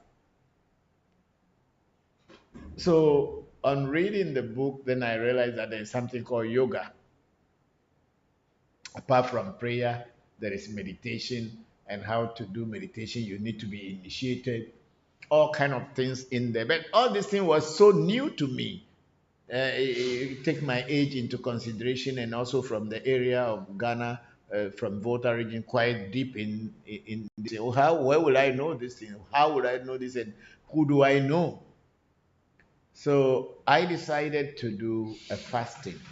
After reading the book says that when the student is ready, the master will appear. And I understood that very clearly. So I decided that I'm going to do a dry fasting for 7 days so that I will be able to raise my aura and my inner self so I can get that answer. So when I did the fasting to that point, I think it was on the 7th day, then at dawn, I heard a voice in my room as if somebody was talking to me and telling me that go to yoga, go to yoga, go to yoga. But where is yoga? Who is going to teach me yoga? But because of my sincere desire to learn, I was walking in our village, walking on the street one evening. Then I saw a poster on a wall that there is a yoga teacher coming to my village to teach meditation. Then I just knew that this was because of my desire. It's not anybody's, it's not for anyone. It was for me. So I waited, the day came, and immediately I went there. Whatever they were saying, I did not understand anything very much. I was just listening, and then all that I wanted is to be initiated so that I can start practicing meditation. And the teacher that came at that time to introduce Anandamaga meditation to us was Dada Girish. So Dada Girish initiated me into the first lesson of Anandamaga, and then I started practicing yoga. I started practicing meditation. From there, Papa, did he initiate you on that day? Yes, That day, yes, I got the initiation. I got that initiation that very day. Wow. Because after you went there, you said, I'm ready for initiation. No, after the lectures, they said that anybody who wants to take initiation, they should come, and that Dada will be in another room to initiate people. And actually, the lectures was on at my school compound, my old school compound. So one of the classrooms, Dada initiated us. It's not like I went and came back another day. So I started, and from that day I became a vegetarian too. I decided that I'm not going to eat meat anymore because they spoke about ahimsa. Ahimsa is a Sanskrit word for non-violence, ahimsa. So ahimsa means non-violence, so you shouldn't kill any animal, you shouldn't hurt anybody, and all kind of things. So I started practicing my meditation. I took it seriously, and that's what led me all the way. From there, in Hokwe, we had Anandamaga had a retreat in Laboni in Accra, which I attended, and then again there was another retreat later, another year in Joje. I attended that one too, and I became closer to the elderly members of the group at Hohwe, because the young people were not interested. It was people who were in their 50s, 60s, or listen, they were more interested, or let's say even from their 40s, they were the people who were practicing. But then I was this little boy who was interested in practicing yoga and meditation. So the people who were pharmacists medical doctors, and some were legal practitioners, police officers. They were all older people, but then I started respecting them, and I was interacting with them because I wanted to know more, I wanted to learn more. So they opened up their minds and their hearts to me because they had been part of the organization for years. So they all supported me, giving me a boost. So finally, I decided to move away from Hawaii to come to Accra. I got to a point my father also became a problem to me because he thought that I was going too deep into this, and uh, their understanding is you are going to be powerful and you use this power to attack your siblings. But then for me, that was not my aim. I was not thinking of anything. So from time to time, I was having some challenges with my dad. He couldn't tell me that I should stop practicing because he knew he was the one who gave me the book. And then, but he was looking at me as I was going away from the mainstream. And I think also now that I am grown, I begin to feel that maybe he was afraid that I will not make it in life if I should go on that path. So he wanted to kind of help me in a way so that I don't go too much into that because spirituality in reality does not pay. Spirituality doesn't pay, it's only self development.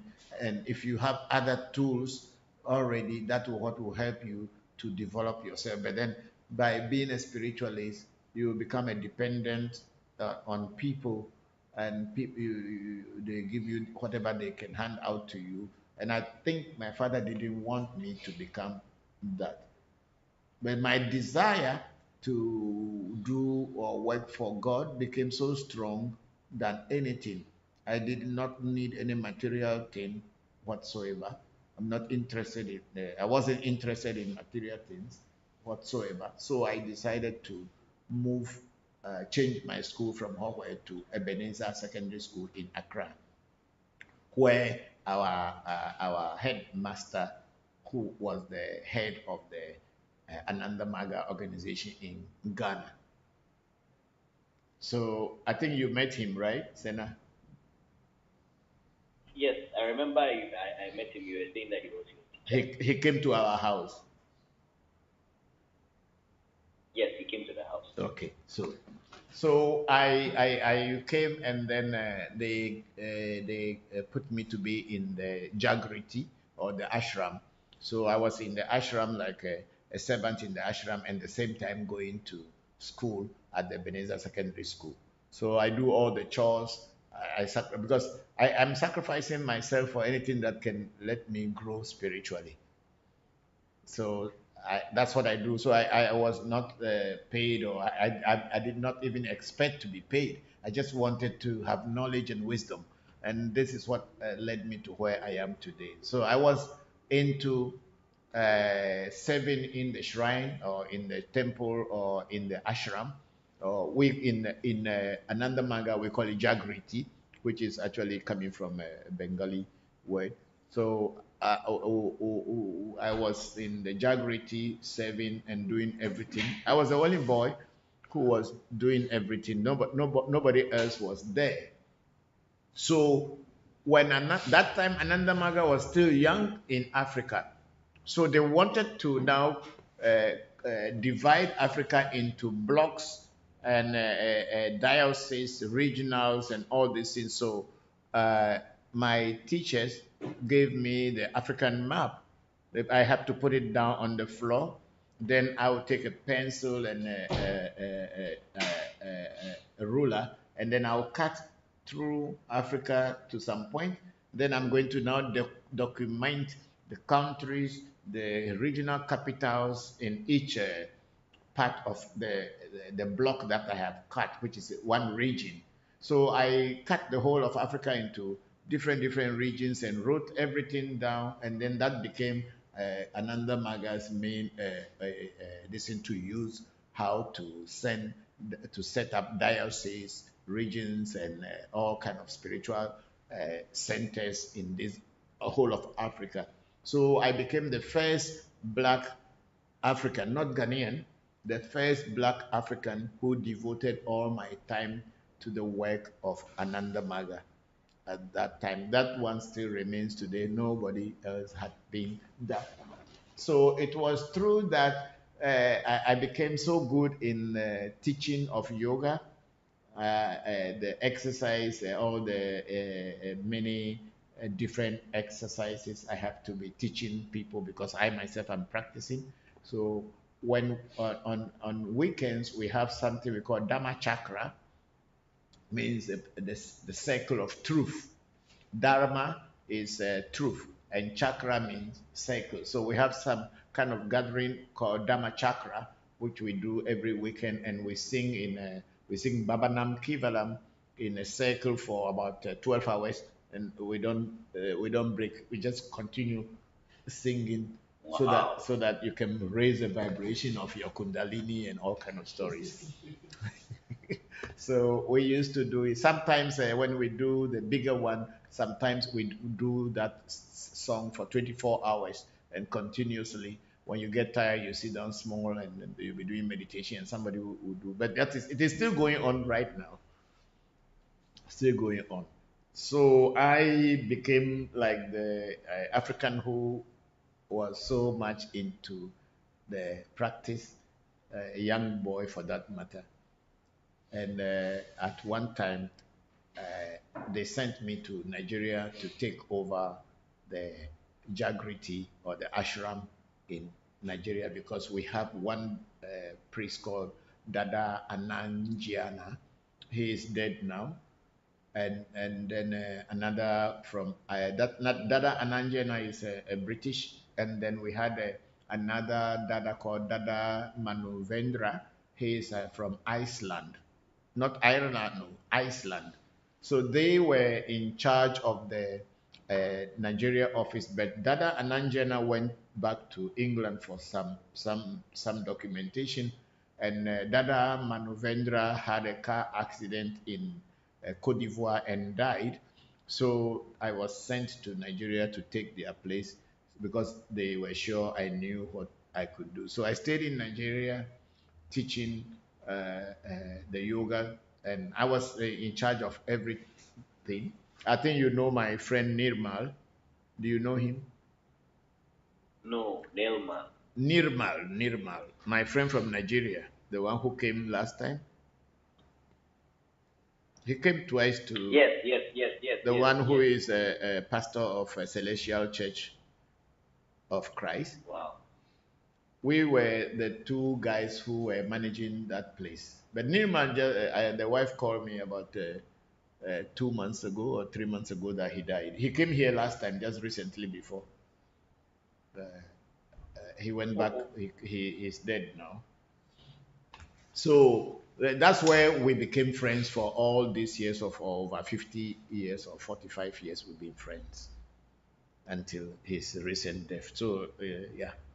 So I became the teacher and everything there, and from there I went to training college in Nigeria so that I can be making some money for myself. So I took a teacher training crash course, and I became a teacher in the Nigerian system for a while. But then at the end of the day, my duty and my desire was to be working for God. So I left Nigeria for Ethiopia. They sent me on a mission. That time, the Mengistu Haile Mariam was ruling, and there was a communist government in Ethiopia and a whole lot of things. But let's forget that part of my story. And then from Ethiopia, I went through Kenya and all the way to Bombay. And from Bombay, I took a train to Calcutta. And from Calcutta, that's the headquarters of Ananda Maga. It's in Tirjala, Calcutta. So I stayed in Calcutta for maybe about 2 or 3 months. And then after that, I was sent to the training center in Benares, Varanasi, in Uttar Pradesh. And then I went into the training of 6 months training. And after the training, my teachers and my masters, they saw how good I was in the philosophy, even in Sanskrit and all this thing. So they allowed me to stay there to teach the junior ones for a while before finally I came back to Tiljala. And from Tiljala, I was posted. No, I wasn't posted to immediately because they said I was too rebellious. I was not trying to follow. I was not trying to follow the order because when I see anything and it is not right, I tell them that I don't like this. I don't want to associate myself. So my teachers felt that I was a very rebellious priest. I would not follow all rules and regulations. So they kept me almost 6 months again at the headquarters, trying to break me down to their understanding or their ways, and which they could not break me. So I asked them to give me a ticket to go back to my country. I don't want to be a priest anymore. So it was then that they decided to send me to Bangkok, Thailand, to become the regional priest over there. But the Bangkok by nature is a very, very difficult field for Ananda Maga because it's a Buddhist country.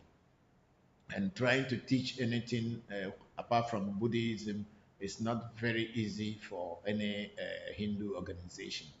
But then I tried, I survived there. I bought a house for the organization. And finally, after that, I decided to leave and have my own way. So that's how far. But then my stay in India altogether, I'm not sure, but maybe about 4 years altogether because I had to go to India to report. But living in India itself was within 2 3 months, 6 months, and then go back and all this. So unless I go back into my notes, then I can put them all together. But I've been a member of Ananda Maga from 1986 until 1986 to 1975. I said 1975 when I was just in secondary school. So from 1975 to 1984. No, not 84, to 1989. Yes, I would say to 1989, from 1975 to 1989. So I would say so, but I still need to really put that this in because these things are all behind me now. So my story is a story of perseverance and desire to know what God is, to understand what God is. So as I had been a priest and I had really done a lot of work for the organization and have your junior brother Pele's girlfriend town in Malaysia. So I cover Malaysia and all these places. So I used to go and teach the Malaysian Indians, which are from Tamil background, to teach them about Hinduism and how to practice their own cultural religion. And that's where I ended up in Taiping and Batu Gajah, Kuala Lumpur, and all those Penang and all these places, Butterworth. So I've been around. So it is not surprising for me that so is going the same way that I had traveled when I He's did in it. Malaysia right now. I think his girlfriend is from the same town that he Yes, that's what I'm saying. as he Typing. said that Yeah. he told her it's a village. She said now it's a city or something like that. Yeah, because that village is where we were having a school. We had an orphanage there, so I used to go there to teach and do all this things. So it's very surprising that Pele, without even knowing all this, found his girlfriend in the same village in Malaysia. It's destiny, sometimes how things go. Yeah. So I would say Hinduism has given me Tantra in general. Let me say Tantra, not Hinduism, but Tantra had given me the strength of mind so that I can know what I want, so that I will never deviate or change my mind from the goal. No matter whatever challenges that I face, I always knew what I wanted. I wanted to be a spiritualist. I want to be able to communicate with nature. I want to communicate with God. I want to be in control of my life and be able to decide and make my will work. Or if when I will something, it should happen. And I think that is the base was when I was being trained as a monk and all the years that I spent in Anandamaga had built that resistance force in me that no matter what, I know what I want and no one can change that. Even though situations and challenges will come, but I will get there. And now that I am practicing African traditional spirituality, especially Vodou, I can see that it is maybe this strong mindedness is what is giving me success in whatever I am learning and I'm doing. So, in short, Tantra had also built my resistance to problems. Thank you, Papa. And you said that in Ananda Maga you reached like the 6th level. You said you didn't get to Abaduta. Yes, I'm supposed to. Abaduta is the 7th lesson in Ananda Maga, and that's the last lesson you will get, and then you will wear orange and orange. But then I read the 6th lesson, but I was already tired with the organization because of I saw so much human interference in the spiritual practice, which is not my goal. I don't want people to manipulate human beings to manipulate others by using God or other things. And I have seen a lot of that. That's why even from the beginning they detained me at the center. They won't send me to my field to start because I was questioning a whole lot of things. I'm born that way. I'm a revolutionary, so I am born that way. So not everybody will like me, but that's how I am. So when I got to the 6th lesson in Ananda Maga, I could have waited to get the 7th lesson, but I believe I've seen all already, so I didn't wait. I just wanted to be free and start. So I gave the gown back to the organization. They said no, they will not take it. I have to be sent to New York, to a new place. Maybe when I am in that place, I'll feel better. But I said no, I have had enough. And I think after I left the organization, even some of the teachers who taught me, they also left finally. So it's not like I saw it quicker than them. And I could take my decision very early, knowing that this is not what I wanted. But then my teachers and other people, they all later left the organization. Some got married and some are on their own. But I did mine at a point where I knew that it was enough for me. I have known already whether I got the 7th lesson or not. Even those who have gotten the 7th lesson, they also left. So I didn't lose anything after all because it seems like I even knew the thing more than the people who were even teaching me. And you should also understand that I started with from my childhood. I already was born into a spiritual family, into a traditional family. My mother's side, my grandfather on my mother's side is a traditional priest. My grandmother was also one type of a traditional priestess. My aunties all had shrines when I was growing up. My mother used to take me there, even though my mother was a Catholic, but they were still into their own tradition. She would take me here and there. So with that, already I have a base from the house or from my family before going out into the world. So it was easier for me to assimilate and to understand a lot of other spirituality. And I could do invocations from childhood. So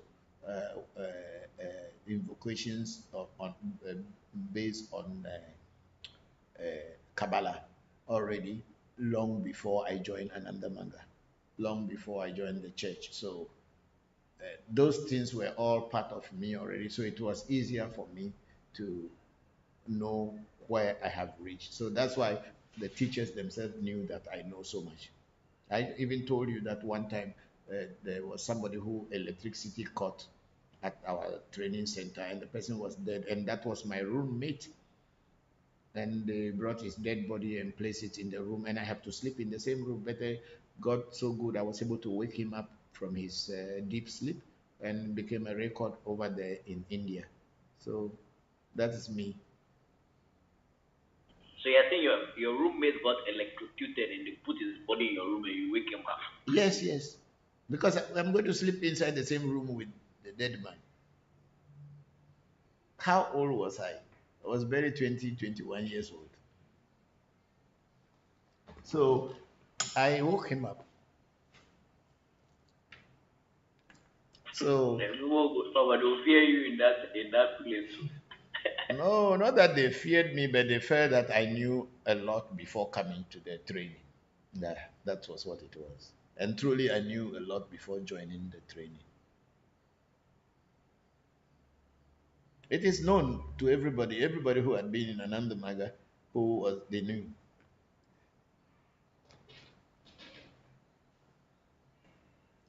So Senna, anyway, thank you for the question, because those things are more personal to me. Sometimes I don't talk about them. I keep them to myself. So because it's not like I'm not trying to tell people how special I am. That's not my point.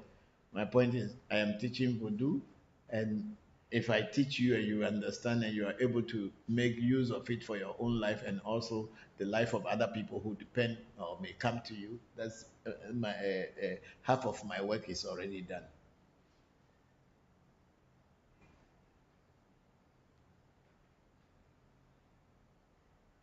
Thank you very much, Papa. You're welcome. Thank you. We have Mike Thomas on Facebook saying, "Hello, Papa. Please ask Senna if he was reading my mind when he asked you that question about India." Senna, did you hear? Papa, I'm here. I did not read his mind, but that's what I was thinking, and I asked. And so that's what you were thinking. Other people were also thinking. So it's like-mindedness. Your vibrations were flowing. So Mike Thomas wanted me to ask you whether you were reading his mind when you asked that question about India. He said, furthermore, I wanted to ask if you ever saw anything in India that made you feel like there are real spiritual people here who truly understand how to work with spirits. Not really, not really, not really. The only thing that I saw during my initiation into Anandamaga from Ghana all the way to Nigeria was there's a particular dance we call Tandava.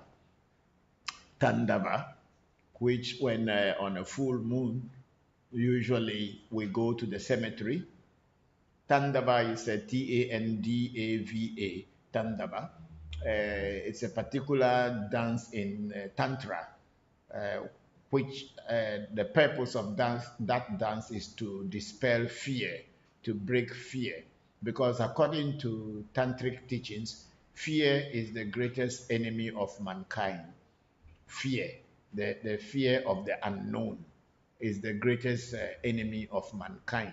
So Tantra teaches you to break fear, even the fear of death. You should be over the fear of death. So in doing Tandava, usually we go all the way to a cemetery at night, midnight or something after midnight, usually on full moon. And then each person will sit on a grave, do meditation on a grave, and you are not supposed to be together. One person will be somewhere, another person. So we all spread everybody. So at that very early age, when you are just a young boy, a teenager, and you are sitting on a grave in a graveyard of 1,000 or how many thousands of gravestones, and you are only sitting on one. The tendency of fear to say that maybe some ghost is going to wake up or come and pass by is very high. But with the practice that I had done through Tantra, I could easily go to a cemetery all by myself. Even I remember going to a cemetery in Lagos in the 1980s all by myself, going deep into the cemetery, going to do my meditation and come back because I had that power over fear, that I wasn't afraid of any energy or any spirit that could attack me. No, that one wasn't there. So I think that was one thing. And also that this dance Tandava is usually danced on a gravestone at night. So we go to dance at night over this thing. But this, I'm not trying to expose the secrets of Ananda Maga, but I'm just talking about the things that I had practiced and went through before getting to where I am today. So, yes, but to say that I see real people doing any real spiritual things, apart from our meditation, I haven't seen anything. Most things were just stories that they will tell you that, oh, at one time this person was able to do this, or at that time that person was able to do that. But practical demonstration of power over nature, I haven't seen. I haven't seen. And I don't think there is any. Voodoo is the only spiritual practice that you practice whereby your your practices are very, very, very experimented, experience oriented, whereby you are going to judge from your personal experiences of how you interact with nature. And it is a very practical experience. It is not a storytelling or faith-based interaction. It should be a practical interaction with nature. And if you are able to overcome it, then you know. Like when someone is dying and you can go get the person's spirit, bring that spirit back and force the spirit to go back into the human being and let the human being be alive. It is only done in voodoo. You cannot see it in any other spiritual practices. And then if I say it's even only done in voodoo, it's not even done in every voodoo. It's not everybody who knows those keys. But we just did some here at our shrine not too long ago, where a woman was seriously sick and started speaking through her nose. We had to look for the herbs and we tied call her spirit and tie back to her body. She is now okay. I think Lami was also preview of that. Everybody was seeing it. She's now okay. So it's only in Voodoo this kind of keys are there. But in other religion, it is more based on, oh, when you go to heaven, you go and enjoy. When you go to heaven, you enjoy. When you go to hell, you suffer. But to tell you that what you should do here to have confidence that there is God or there is an entity which is very strong, to which all other entities are linked. Most religions cannot practically demonstrate that. They can only tell it in a story form that somebody or some priest long time ago can fly in the air and all this.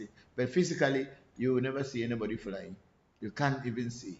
But here in Africa, in our voodoo, somebody can just put their hand on your shoulder, and before you open your eye, you are no more at the place where you were when he placed the hand on your shoulder. You appear in a different place. Transposition or teleportation, whatever you may call it. It's only in Voodoo such things happen. There are other people, probably in Hinduism, during the time of Shiva and Krishna, there's a high possibility that people had done those things. That's why it's written into story form. But today, everything is more watered down to worshiping, and more so worshiping individuals who we regard as gods. in the form of a guru, we begin to worship the individual more than the ultimate goal, which is the God, call it if you like. But then people tend to worship, and that has also flown into our charismatic Christianity today, where the pastors are being worshipped more than even Jesus or more than even God, because the pastors have become gods that sometimes they need to carry them before they will even preach. They have to walk over their members in order that their shoes do not touch the ground. That is how religion is, and it becomes, human beings become the gods that needed to be worshipped, and that is what I don't want. That's why I have not formed an organization where people could become members, because it is very dangerous that once you start to put positions and give position to people, and as time goes on, these people begin to become like gods to the other ordinary members, and they needed to be pleased and appeased in order to get their blessing, which is a very wrong thing. God is God, whether we know it or we don't know it, whether it exists or it does not exist. At least we see nature, and we all have a place in it, and nobody is supposed to be worshipped. Nobody is to be worshipped as God. People can respect you, but people shouldn't worship you. But we have seen it in India, where gurus and masters have been worshipped like God, and students begin to think more of the master than the teachings of the master. And then it has appeared in our charismatic modern day Christianity in Ghana in particular, maybe in Africa in general, where leaders are being praised and worshipped like God. Some even people have to be running after their cars while they are sitting comfortably in the car, and church members will be running after the car as if they were horses. I don't see it that is how God worshiping should be. But anyway, everybody has their own mission on this earth. We all have our destinies. Why I came into this world is what I am doing. And maybe somebody also, what they are doing is why they came. I don't have any problem with anybody, and I don't intend to have problem with anybody. I am doing what I know best, and I believe people are also doing what they know best. So we don't have any organization where people become members and worship leaders. So, and our stories will not be only stories. They are always backed with practicality, and that is what makes the difference.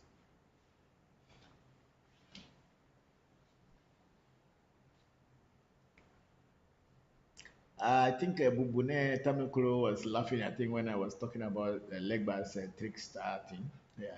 Then we have a sister, big sister Oluchi also, okay, also was laughing. I don't know exactly what I said, but I think 38 minutes ago, I don't know.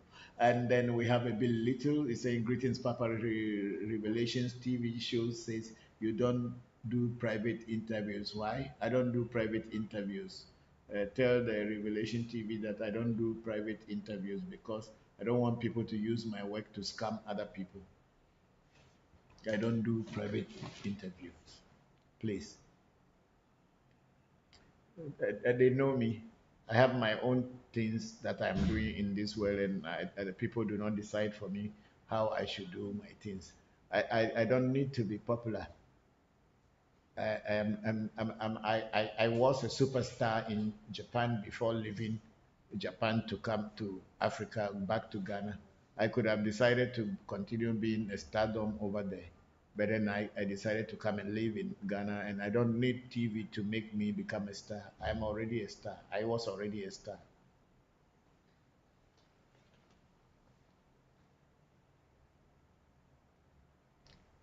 And then I did that recommendation. Yeah, you can, but I will not talk to on any private TV stations. If you ask me to come and do a magic show on your TV station, yes, I can come and do a magic show on your TV station. But I don't want anybody to have any private interview with me. Danilo Imberile said, Papa said Tantra taught him patience. Yes, it taught me to overcome fear and also to have patience and wait for the right time. Yes, Danilo Imberile said Shiva Tandava dance. Yes, because Tantra is a Shiva's form of teaching, Tantra. So Tandava is a dance that we do.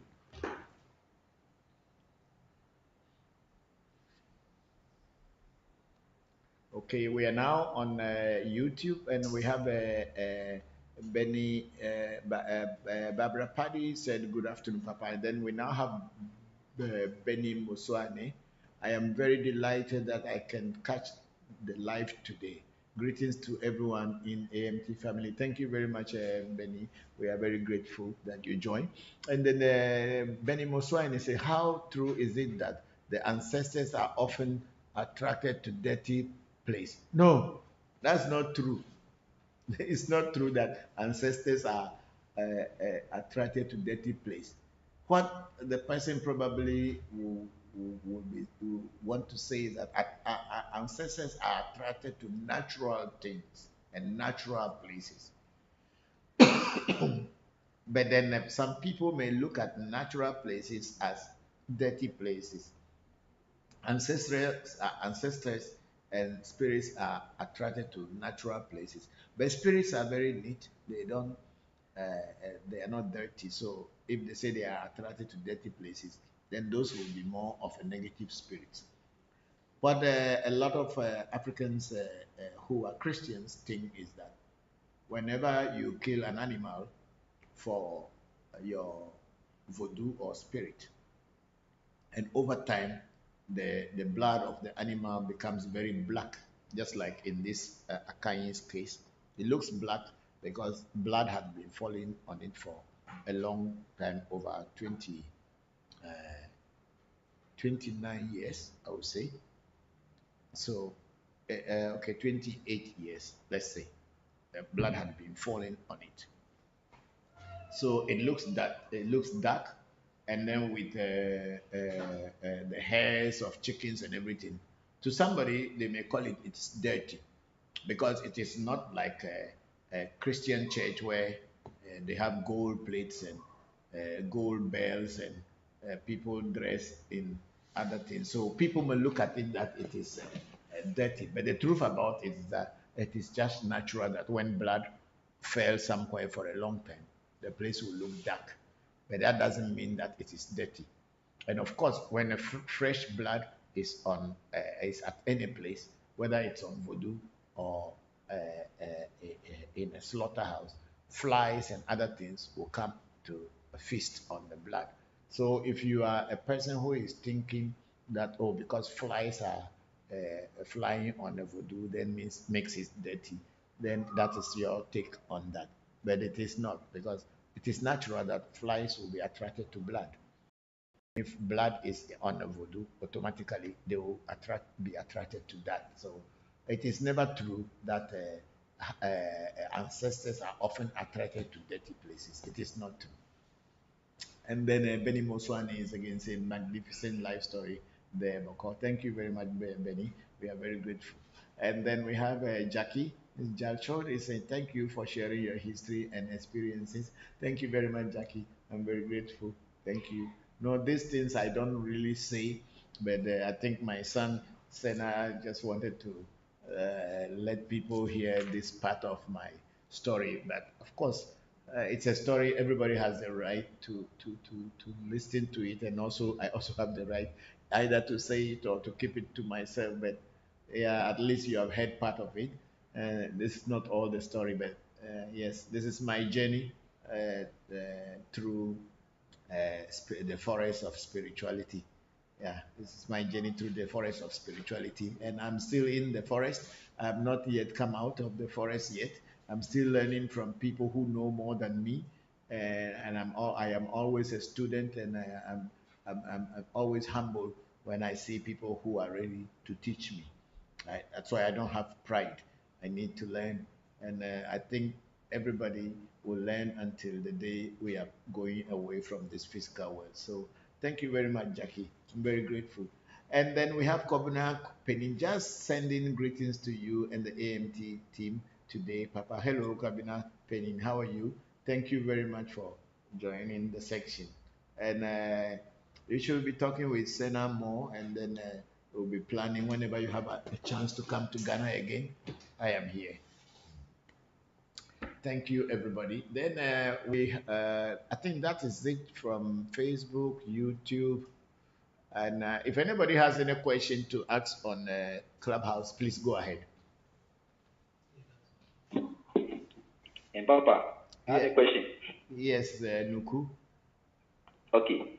I wanted to ask, let's say somebody is young, maybe get maybe or somebody develops an interest in spirituality at a very young age. Like, based on your experience, like, what direction do you think the person is taking? Is it better for the person to learn it directly from a traditional route, or maybe the person can go to university and learn herbal medicine? Like, what approach should the person use maybe to get an optimal result out of the learning, the whole process? Okay. Nuku, you say spirituality is not a classroom work. That you should very much know. And spirituality is not something that you desire to know, you want.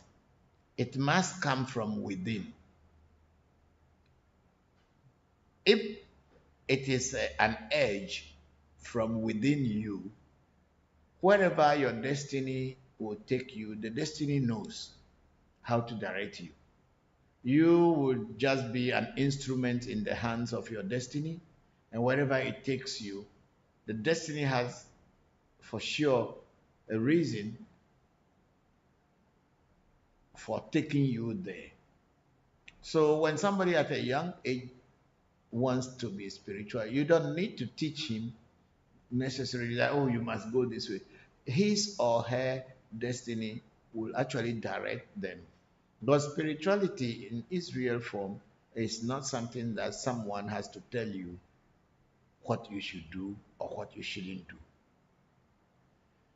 It is something that it's a growing. Christians call it a call. It's a call from within. So when this call from within starts boiling you, you will be directed to the right places, whether to go through Christianity, go through Islam, go through Hinduism, or go through tradition. It will direct you. But also, your destiny had placed you in an environment where you were born at. And that environment is going to influence your spiritual quest and desire. Your destiny knew why it put you in that position. So that if I were to be born a Muslim, maybe Islam would have been what would be attracted to me. But then it will not be the ordinary Islamic teachings of going to mosques and praying for 5 times a day would be what I would do. I will probably be looking for the deeper meaning of Islam, but not the crowd pulling type of Islam, but the one that will give me a personal development, like going to Sufi a tradition where the Sufis do meditation and other things. And if I were to be born in a traditional home, like in a voodoo setup, I'll probably not be that the voodoo kind of a priest who is only going to play drums and people will come and dance and then drink alcohol and go. I will go to deeper meaning, how to use herbs and how to call voodoos to act and work, which their work will be practicalized on the physical plane for me to see. And if I were born in a Christian home and I because of that environment in which my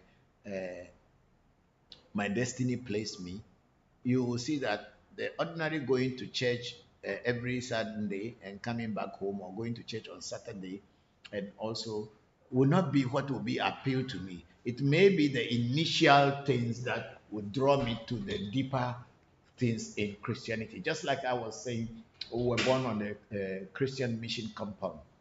That's why we were called Boji Vio. Boji in Ewe means where the Christian missionaries live.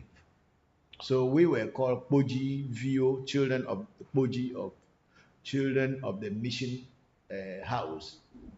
But I transcended all that by living that normal thing. My senior brothers and my junior brothers, sisters are still in it, and they feel that that's all it is. But I broke away from that line, looking for the truth, and that's where I am today. So one's destiny, a person's destiny, will direct you to where you should be placed, and it will guide you to where you should reach. So it is not like if a young man is interested in spirituality, where should he go, where he shouldn't go. His or her destiny will for sure direct them. Okay, thank you, Papa. You're welcome. Thank you too.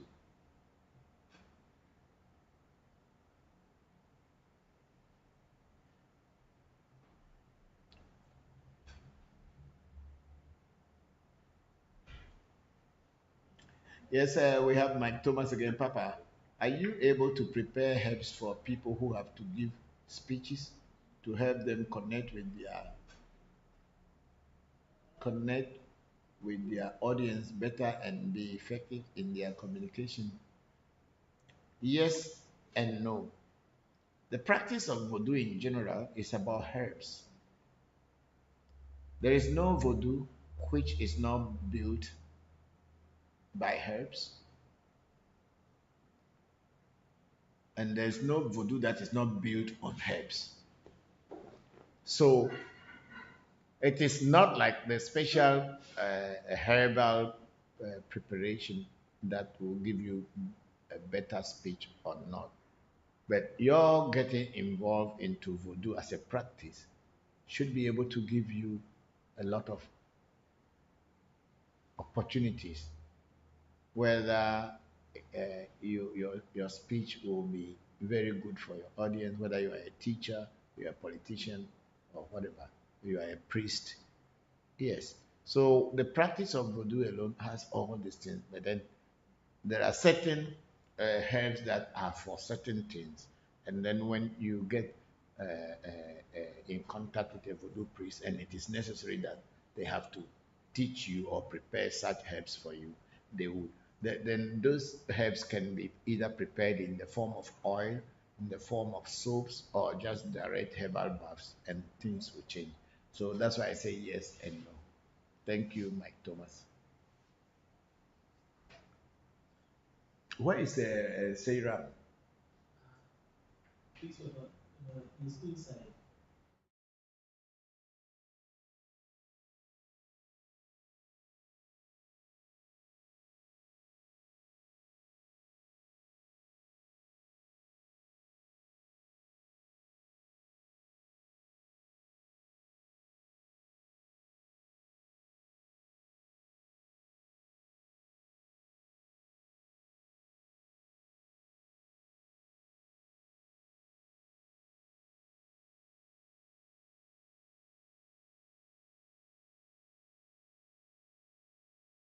Ludovic Jurave say thank you for all the teachings. Thank you very much, Ludovic, and thank you for joining us.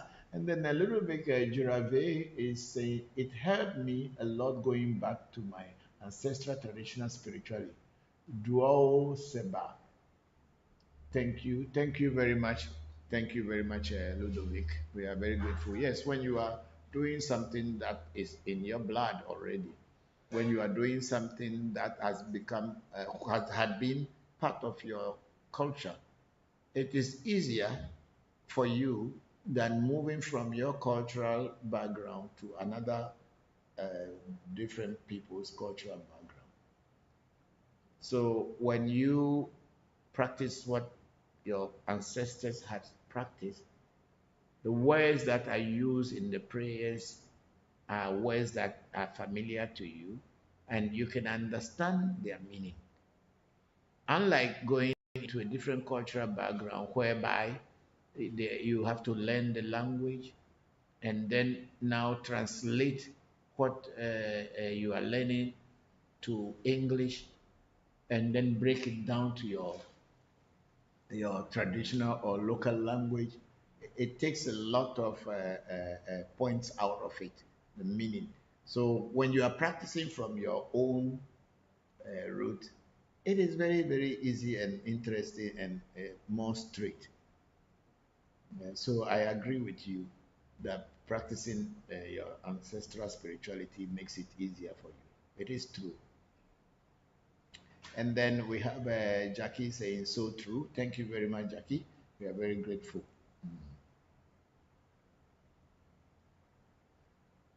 I think we are done with Facebook and YouTube. Today we don't have too many people on the Zoom. Okay.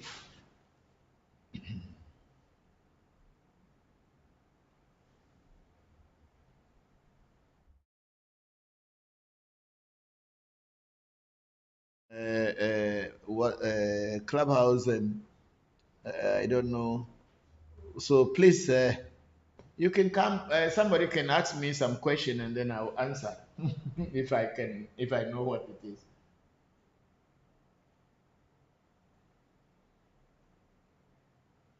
Hello.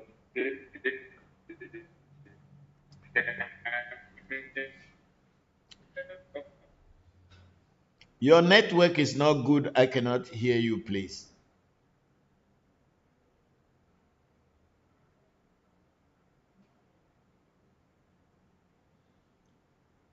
You hear me? Yeah, is it Hello, this is Samuel. Can you hear me? Yes, Samuel, I can hear you now. Yes. Okay, can you hear me now? Yes, I can.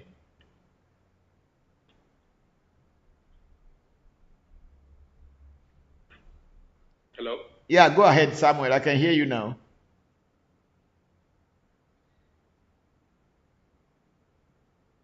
Okay, so my question is when you're saying, I'm sorry? Yeah, go ahead.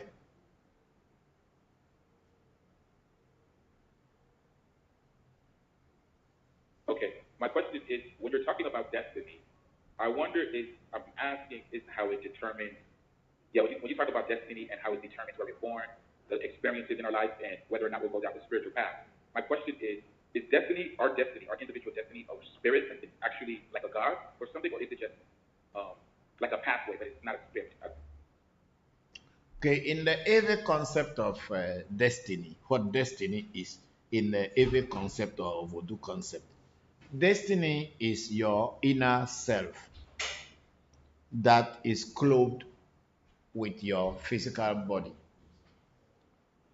Your destiny doesn't not die, but continue living from one lifetime to another lifetime to another lifetime. So whether destiny is God or destiny is not God, I cannot tell. But in our Ave cosmology, there are three major gods that Aves talk about. One is Mauga Sobo Lisa.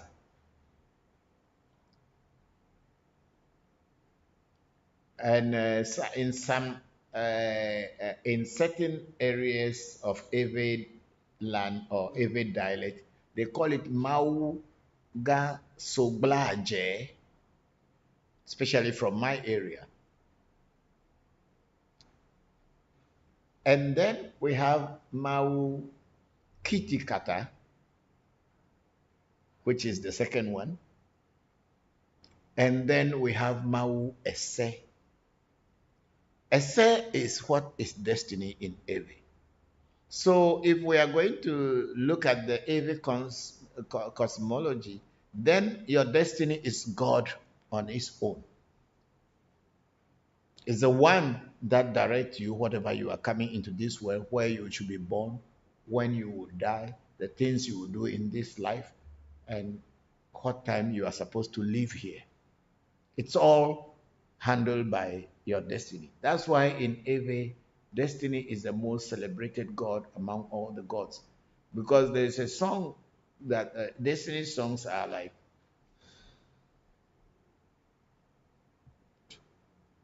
everything is from destiny. To be rich is your destiny. To be poor is your destiny. To be clever is your destiny. To be handsome or beautiful is your destiny.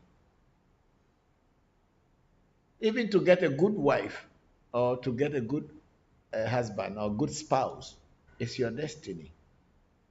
Everything that happens to you while you are physically here depends on your destiny. If your destiny is strong and properly aligned, then good things will come for you. But if your destiny is not properly aligned, then you will only be suffering. So, vinywe jiji ele segbo, suranywe dede ele segbo, gakpokpo ele segbo, deka jeje ele segbo, seundo menya wonao.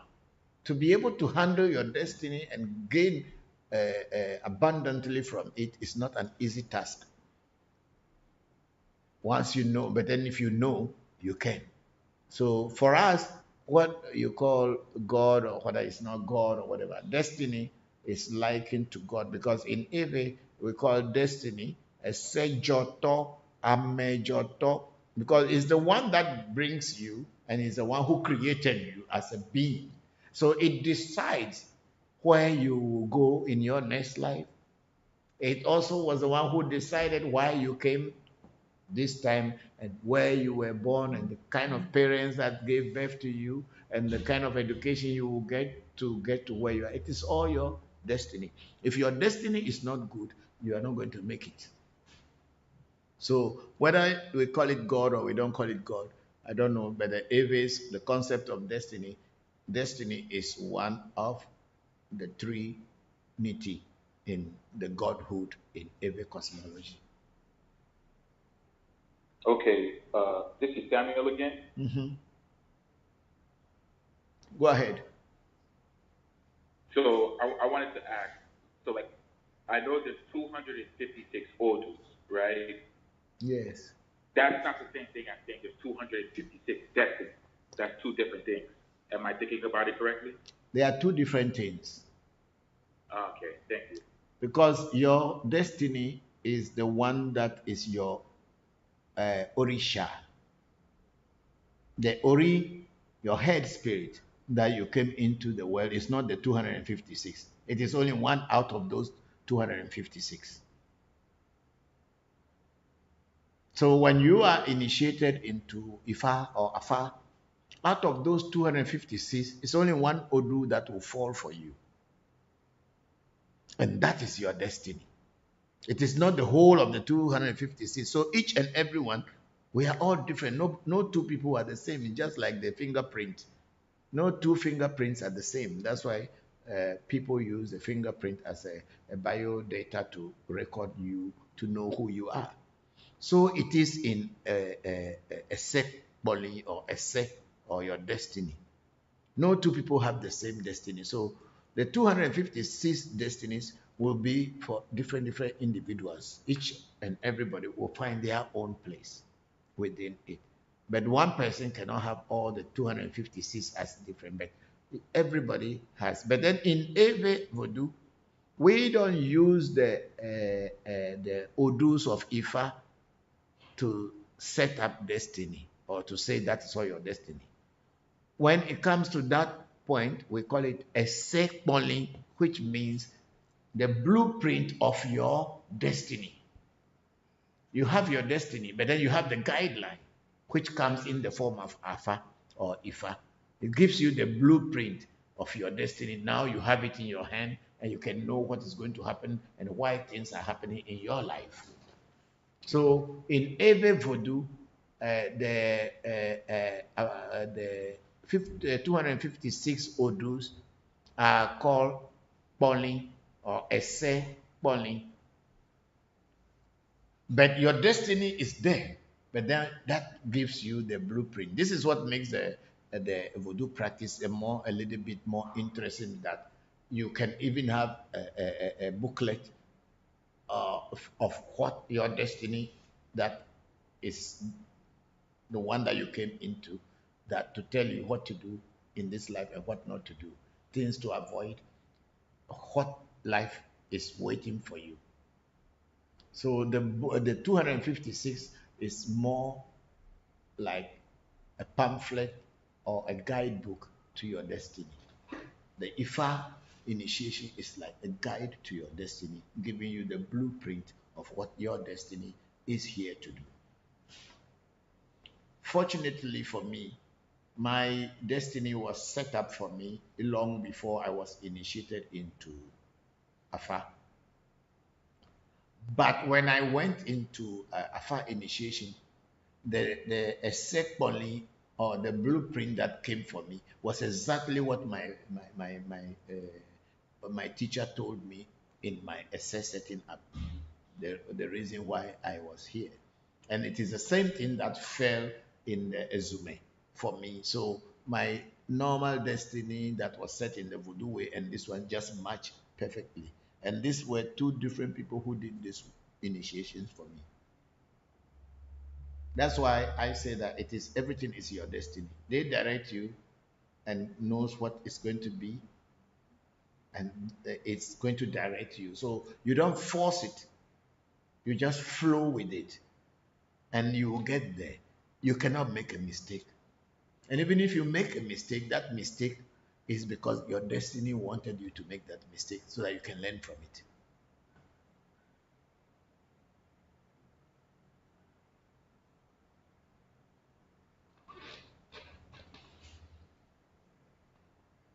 Thank you. Thank you very, very much for answering the question.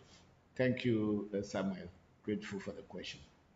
And then we have Benny Mosoane again. Say, how is the accommodation of people with physical disability in the voodoo practice? I hardly see them as practitioners. Oh, that depends on, because voodoo is not a religion. If nobody stops you, even if you are physically challenged, you want to practice voodoo, nobody will stop you to practice.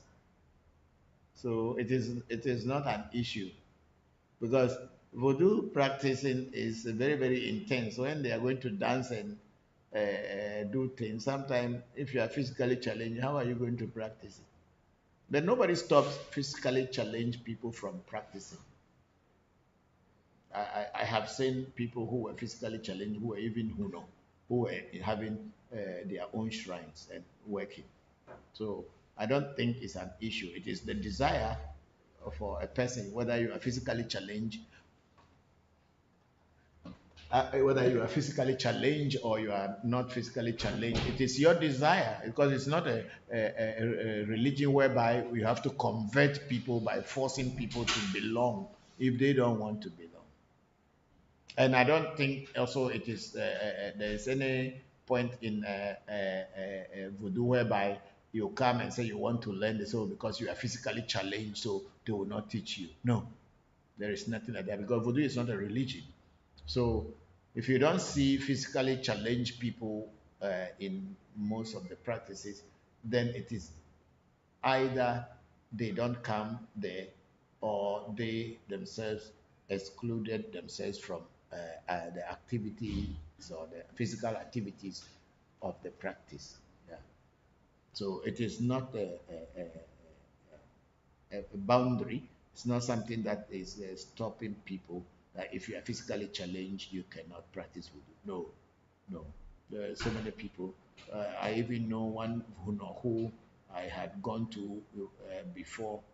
He was having one hand, only one hand was cut off, but then he was having his own big shrine and working, doing his work. So it may be that it is an individual decision not to join certain things, certain practices. That could be the case. But otherwise, it is not a restraint or any something to stop anyone from joining or practicing voodoo. Voodoo is not a religion, so people can have their voodoos in their house and they can practice without you seeing them.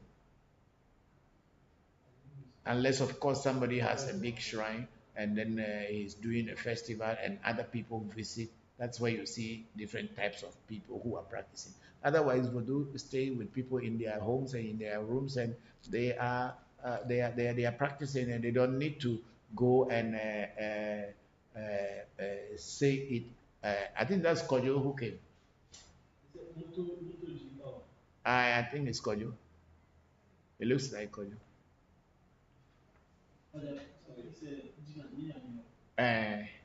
Not him.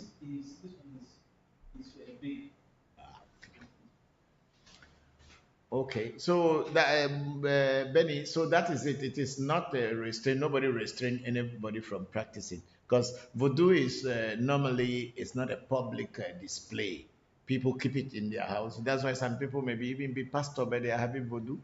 They don't tell you, so you don't know. Yeah, they do it their things and dress in their church clothing and come back, or in their cassock and come out and come out. How will you know? It's not a religion. I have a cousin who is a Catholic priest, and I had initiated him into Jopata, and he had this Jopata, and he told me he could place it on his altar and he prays there. How would you see it?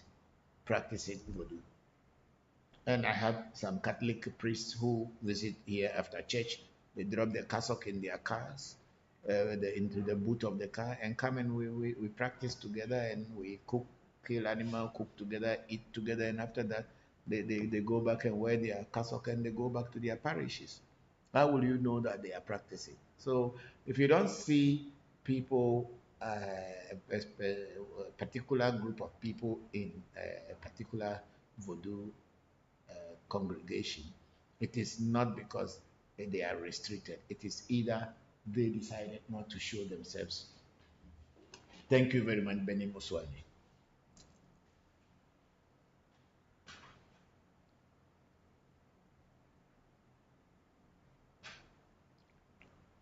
I think that's what I've just answered, or it's another one.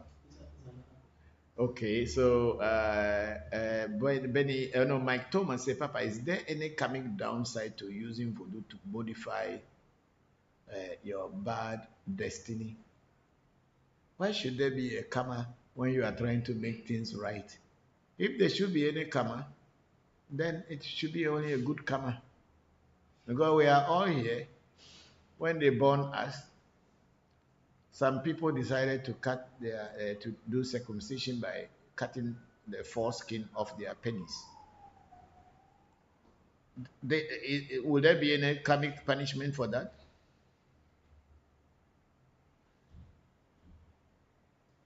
So, are you people getting my point? So, would there be a karmic punishment for that because you decided to kind of modify the way you look? Okay, women in the world today go putting makeup in their face to change their way of looking. People even went to the men and women even went ahead to do plastic surgery. What was the comic? This is, if the camera will come there, maybe it is when the nose bent to one side, it cannot come back to normal position. Then that's probably your punishment. But I don't think when you try to use voodoo to modify your bad destiny, because that is what it is. You are supposed to modify if you know the secret. That's why we do bad destiny removal or alignment for people, and then we set up your proper destiny so that it can guide you and move you to where it has brought you from. So I don't think there's any karmic repercussion if a punishment if you are doing good thing. But if you do bad, you get bad payment. That's what karma says. If you do good, you get good payment. But we cannot stop doing. We will do. So choose your actions on a positive side. Thank you, Mike Thomas. And that's it. I think.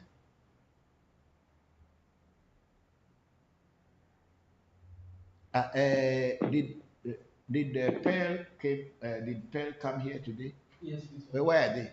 she's gone. Okay. Yes, we have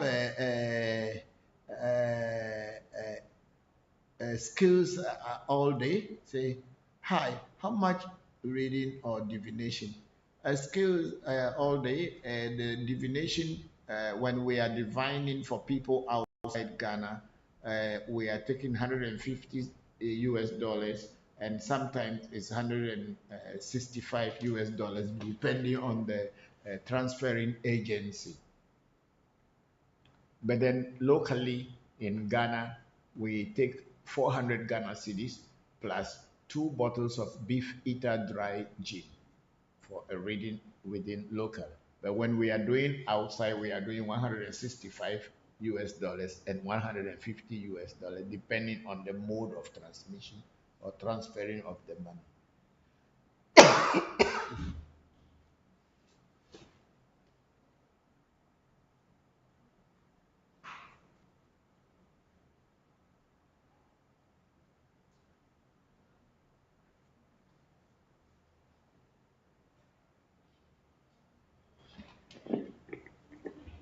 Hello, Papa. I had a question.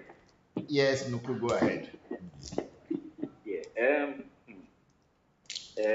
Okay. Is okay. Let me put it this way. Let me put it in the way that I just understand it. Like, where does free will stop in terms of you and yourself? Like, because it seems as if they say whether the positive or the negative, they are the bosses. You are the one coming to implement what has to be done. So, is it that where does free will punch into all this? Because it seems more as if the positive and the negative, they are the ones who are actually directing the show. Or where does your free will come into all of this? Nuku, that free will concept is a Western concept. It's a religious concept. What is free will in the first place? Can you break it down what free will is? Well, according to what I know, it's like your sentience or your ability to make your own decisions. Yes, where does your decision come from? Your mind. Yeah, and then your say is where? Your say is also in your mind. So see, what our people say is that whatever is happening to here, happening to you on this physical plane, is directed by your essay or destiny. And the essay has negative side and it also has a positive side. In many people, the positive is very shown. It is very obvious and it's working or vibrant. And then in the other people or many other people too, the negative one is more stronger and working. So whatever you call free will is determined by your these two essay. So for us to say it's a free will, how can you think without being part of yourself? It does not exist. So you call it whatever you like, whether you call it free will or whatever. It is directed by your destiny. That's why they say to even be educated, it is from yourself. To be clever, it's from yourself. To go to school, to yourself. To get a good parents to give birth to you is also yourself. Do you know that some children were born and thrown away? After birth, they threw them away. Some even did not have the chance to be born. They aborted them. It's all your essay. Where you fall. There is a Christian song in Ave. I don't know all the song because I left the church long time ago. But it is about that a sower, a person who is seeds. That a farmer or a planter, somebody who wants to plant seed, threw the seeds. Some fell on good ground, some fell in thorns, some fell on rocks. What do you think that the one that has fallen on a good ground, the ground or fertile soil will do? It will grow well. Yes. And what about the one that has fallen on a rock? It will die. It will grow to some point and die. And what about the ones that have fallen into thorns? They will not even grow at all. So destiny is like that. Some fell on a softer ground, fertile ground. Some are on the rocks. That is what life is. Some people are languishing in jail, maybe for certain little crimes that they have committed, or maybe even not for no crime. But people say at the wrong place at the wrong time. It's your destiny. Some people had even been killed, executed for crimes that they have never committed. And those who committed the crimes are still walking the streets of life, breathing, enjoying life. It's your destiny. That's why the earlier you know about your destiny and you work it out and you help your children or people who depend on you to work it out early for them, the better.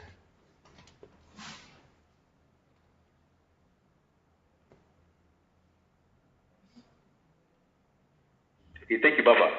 You're welcome. We have a big sister Oluchi on Facebook. Thank you, Papa, for all your teachings. We are grateful. I'm not saying much today. I just listen with peace and love, Papa. Thank you very much, big sister. Peace and love to you, as always. Thank you.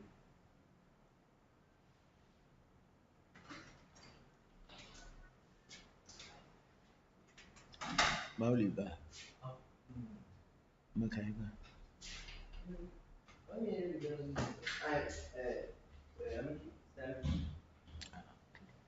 Ninanon je dasia.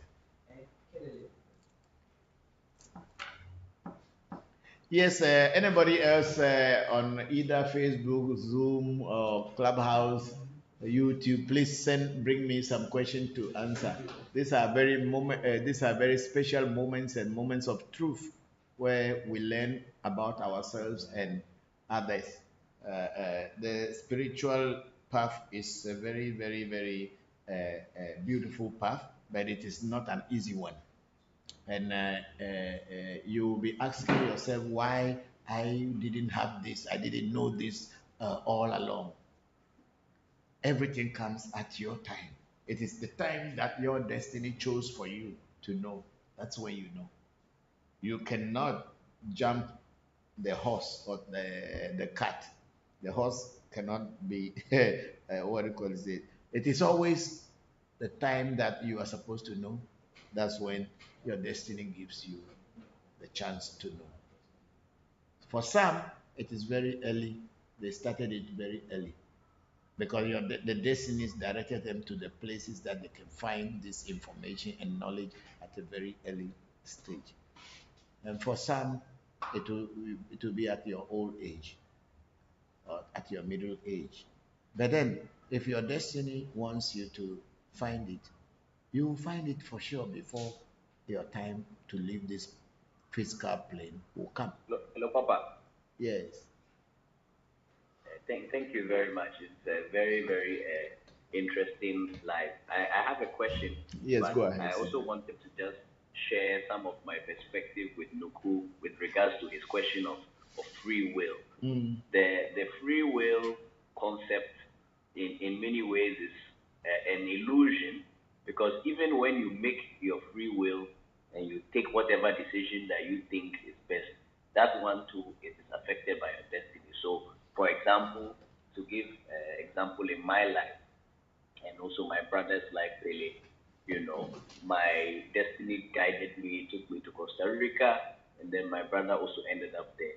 When I applied to America and I applied to many schools, a lot of schools rejected me. Some of them accepted me, but the school that accepted me, which is a school that I also chose for myself, happened to be school that the same area, same state in America that my mother had studied at 20, 30 years ago. You know, now my brother, out of his own free will, went to find a girlfriend of his own, and that girl also ended up being from the same village that my father taught at 20, 30 years ago. You know, and also, I decided that I want to apply to China, and I did apply to China from my own free will. Through that, COVID 19 happened, but as COVID 19 in many ways again too was a blessing for me because I was able to spend time in Ghana to study and learn this herbal work very well, which is what led me to write the kind of work that I did. So, in many ways, that I'm thinking that it's free will, it's not really free will, you know. But for me, luckily for me, because Papa was guiding us and we did a lot of things through Afa, and Afa was able to give us a blueprint. The time I got Afa told me that I'll be a scholar and things like that. That time I wasn't in school, I didn't really know anything about school, but with time I started to understand why Afa said that those things and why those things were said in my destiny, and those things now in real life after 10 years they are manifesting and I'm seeing exactly as it is. And I believe that in Papa's case too, things that he did out of his own free will, when he came later and he found Afa and things that they told him, it was exactly how his life has been from long time.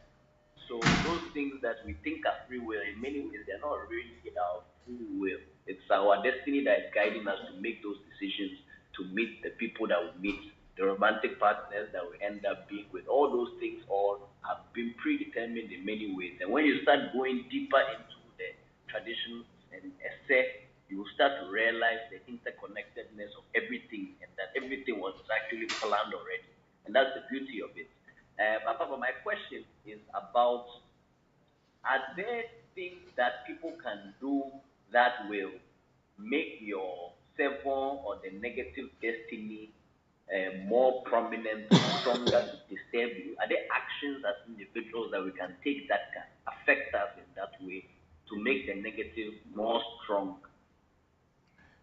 Yeah, see that. Okay, I don't know how to put it, but let me try. When your negative destiny came here with you, it came along with the positive as well. It wasn't only the negative. But the negative became more prominent in your life.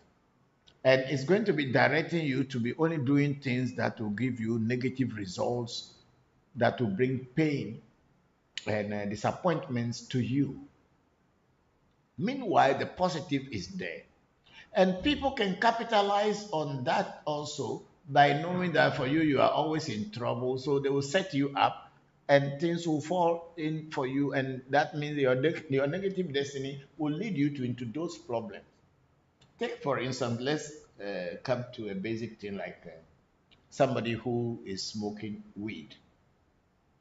And it is said that when you are smoking weed and a policeman catches you, you are going to go to jail.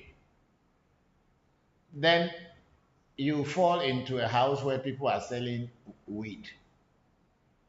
When police come, what will happen? Even maybe you are not even smoking. They will catch you along and they will take you. So your negative destiny has directed you to be where you will be so that you can have the effect of what it wants to punish you for.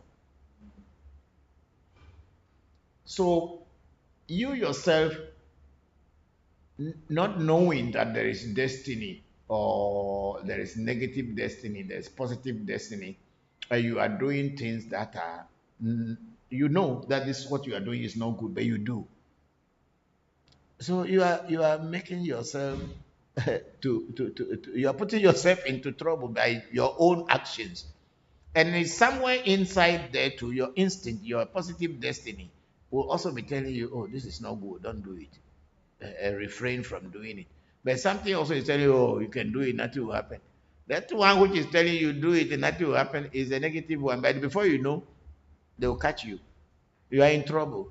And then you start feeling pain. Then you begin to complain, oh, why God, why God? But then that feeling, but if you had known that this negative destiny also can affect you, when your instinct is talking to you, you will choose the right one. But then we being human beings, we will not be able to have total control over this. That's why in the ages do alignment, or we call it the removal of the negative destiny, so that the negative destiny will become lower than the positive, so that the positives, the decisions should be more prominent and coming out in your life than the negative one. And it is this what brings changes in a human being's life. So you can do things and let your negative destiny get upper hand.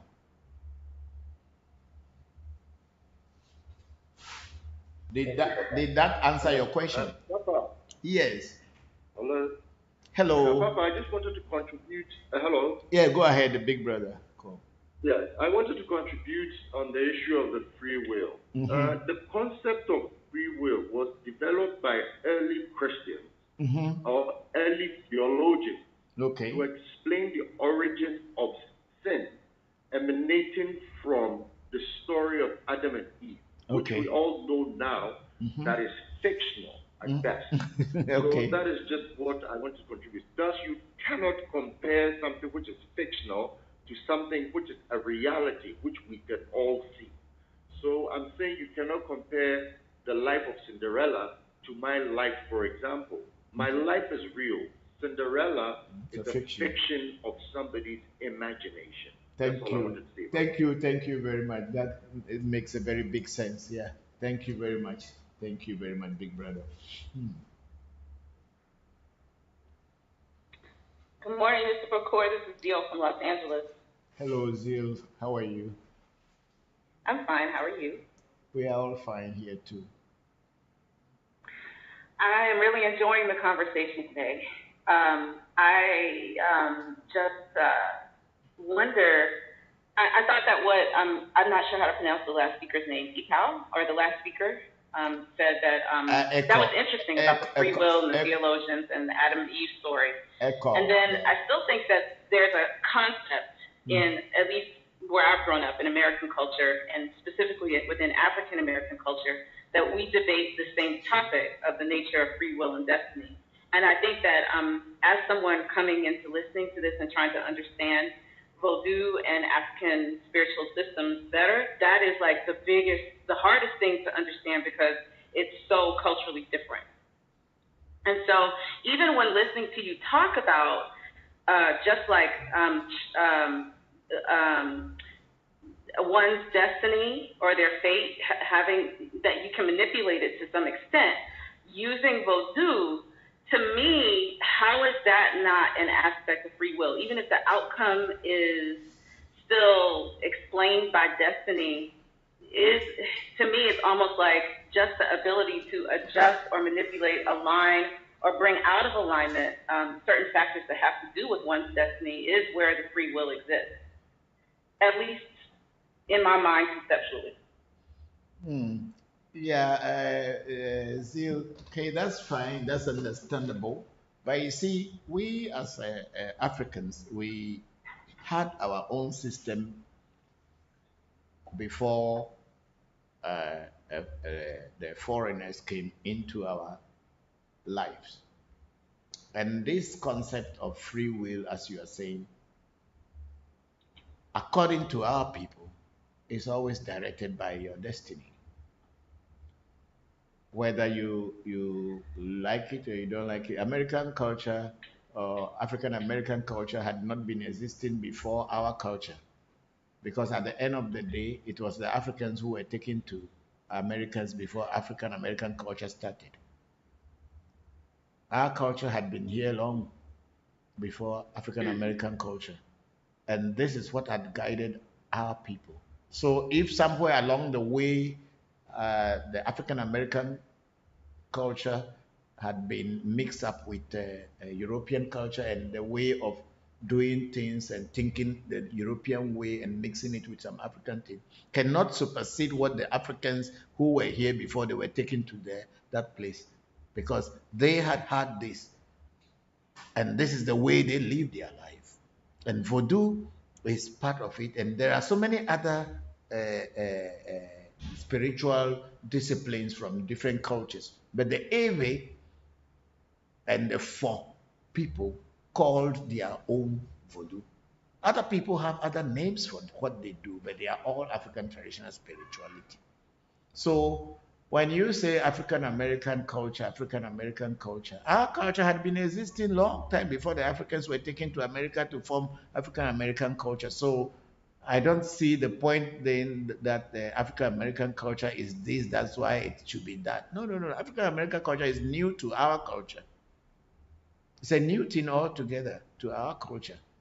And our culture that is not because we are black people and we don't have white people in us, or we are not white, so it was a useless culture. No, it wasn't. It's just teaching you about you as a human being coming into this plane of life, what you should do to be able to survive and make the best out of your stay here, because this place is a difficult place in the first place. Papa, if I can also just add on this, where it's very interesting that so on the one hand, somebody can look at, for example, using your free will to change your destiny, or somebody's action of changing their destiny as exercising free will. But then that's the concept that, or the idea, or the reality that if your destiny did not guide you to meet somebody who will be able to even let you know that you can change your destiny, is your destiny that guided you to be able to know that where you were able to take that sort of action in order to be able to correct your destiny. And it's not everybody who will correct their destiny. There are some people, the correcting of destiny, it has been there a long time. But even back in the day, not everybody did it. Some people did it, some people didn't do it. But then people's destiny guided them to the certain teachers that they met, the people that they had, the conversations that they had, that ultimately moved them in a certain direction. And that's the same with whether you decide to marry somebody, whether you decide to go to a certain school. All these things within the concept of you are being guided by a destiny to meet certain things, to have certain experiences that lead you into action in a certain way. And all of that is guided by the destiny. So before the concept of you trying to say that maybe you are exercising free will, you are in fact exercising the will of the destiny that is living this life and flowing through you, even without knowing. Okay, yes, I hear that. And also, and I'm chewing on it. It's a big amount to chew on. And also to continue on what Senna said and what I was saying earlier, there are so many people who are not even interested in what topic we are discussing, like African traditional spirituality. There are so many people in the world, so many people in Africa who are even from homes of voodoo. They don't even have the interest. So what do you say about that? Their free will is to let them go to church, but then that is what their destiny is sending them to. So if it is not your time to know, you will never know. It is your destiny who decides when and when not. So that concept of free will does not supersede what the destiny that you came into this world to be.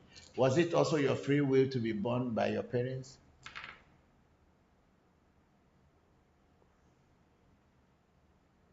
What will you say about that? Papa, may I just say something, just clarify? Hello? Yes, go ahead. Yeah. Papa, you see, the theology I was referring to, it was a question that the early theologians had to tackle with when they were asked the question, so how come Adam and Eve ate the apple? And the theologians, having no better answer at the time, said that, oh, well, they have free will. and so they could decide what they wanted because that story is not based in fact. So they had to find a way to clean and overhaul the theology they were teaching at the time. I forget the exact details of that particular conference, but I'm sure I will research it and I'll let you have it. It was an escape route to explain certain things that the Adam and Eve story could not explain. And also, if I may add, you see, we keep making reference to the African American culture. Prior to, at the beginning of slavery, much as I hate to refer to that, the black person in America was not seen as a person with a soul, and thus was also believed not to have a free will. Do you understand? So the free will that Steele is referring to in present-day American culture is an offshoot of a philosophy that emanated from the persons who oppressed them. And if one looks at the history of African American culture, it has always been an antithesis of what has been preached by the oppressor. So please, let us make a clear distinction and understand what we are doing here and what we are understanding here. It's stuff that we have seen and experienced. We're not talking theory here. We are talking experiences. As a boy, I have seen the effects. I did not read, I did not hear. I have seen the effects of the ceremony being done for a little child. And their life has changed from like evening darkness to light.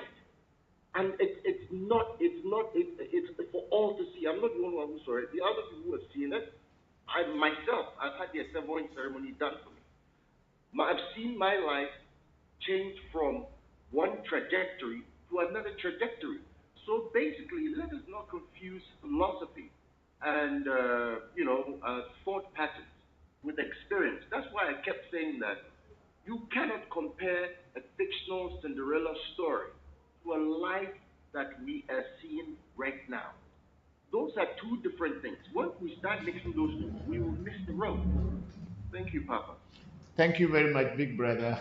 And I know your background, and then I can understand where you are coming from, and it is very clear. We are not just talking about philosophy. We are talking about people who had experiences from different others, spiritual disciplines, and also when coming into traditional spirituality, the changes that they have seen, the practicality that they are experiencing. That is what makes them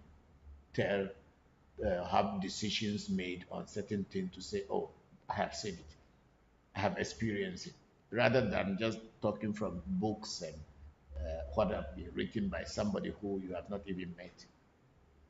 So thank you very much, big brother Ecole. I just want to say again, thank you for that to the last speaker, I think Mr. Akal. And that is an interesting point. And then it also made me think about just my lifetime. I don't think that I've ever formally told people, but I have a suspicion that most African Americans believe that everything happens for a reason. I think that is part of our culture. And so I'm just going to go think about that some more on that part. So the part two to my question is the function of free will, if you believe in it to some extent here in my life, it seems to be that even if you come from bad circumstances, if your situation is bad, as African Americans have had a bad situation historically most of the time here in this country, that certain things about yourself, your charisma, your drive, your perseverance, your values, your level of responsibility, whatever it is, your talents, whatever it is, there's something that you can do that gives you the hope that you can transcend your circumstances. And that being a whole package of things that could be free will or divine guidance or whatever it is. And so my question becomes, in the system of Vodou, if a person's destiny is kind of bad, if the blueprint is kind of bad, and maybe you answered this already and I'm not sure and I just needed to hear again in a different way. Okay. How does a person have hope that they can change it and make it better? Okay, in the concept of Vodou, we have negative destiny, we have positive destiny. And the negative is have can be edited. Let me use that word. The negative can be edited so that it can the positive can become more vibrant or open and obvious for people to see.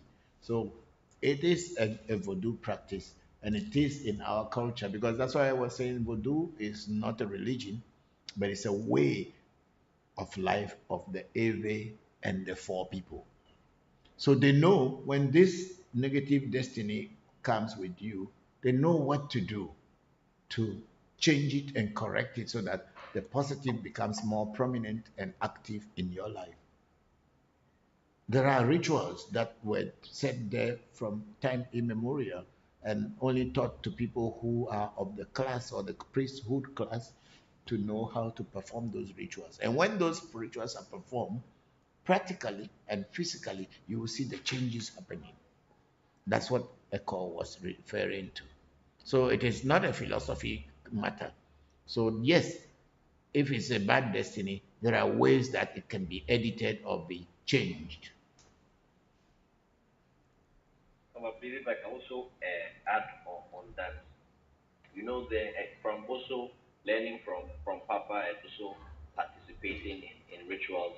You know, the positive destiny and the negative destiny, they're living side by side. So if somebody's situation is negative, through ritual, through divination, you come to have self-awareness of the destiny that is coming with you, right? And one of the beauties of Afa or Ifa as a system is that it highlights the destiny in a form of a very understandable and very practical solution and blueprint for that individual. And everybody's destiny is different. And so when you get initiation into Ifa or Afa, they tell you the actions that you will be taking that will be positive for you, as well as the actions that you can take that will be negative for you. The foods that you will be eating that will be good for you, the foods that you'll be eating that will be negative for you. And once you start to have awareness of this, in many ways, it is self-awareness, then you are able to now start gearing your life towards the positive manifestation, which everybody has, right? So for some people, they are not supposed to be going to funerals. For some people, they are not supposed to be living in a second-story building because that would be the way that they will die, you know. So there are many things that very tailor-suited to that individual that will show them how they will be able to live their life to have the positive destiny be stronger than the negative destiny. And the negative destiny is a very, very strong force. You know, when you take part in rituals, we've done some rituals before, the negative destiny, where you want to remove it, it doesn't want to go. And even the car, me personally, the car that I was driving, somebody with a very, very strong negative destiny, after removing the car, it stopped working. That day, people, after that, Papa, even the next week, he became sick.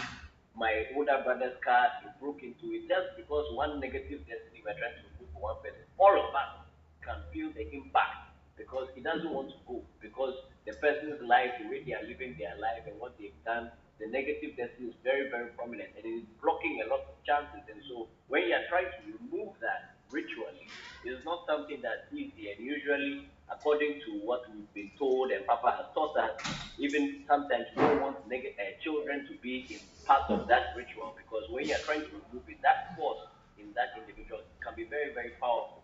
And so it's through ritual and through divination that people are able to come to self-awareness and start aligning their life to the positive manifestation. And that's why divination has always been a very, very important part of many African traditions, even beyond voodoo. Almost all Africans did divination. And that is also for the individual to know what are the things they should be doing to be positive, what are the things they will be doing that will bring them negativity. And having that self-awareness is how you can start controlling your life, at least to start manifesting more positively within this illusion of free will. Thank you very much, Senna.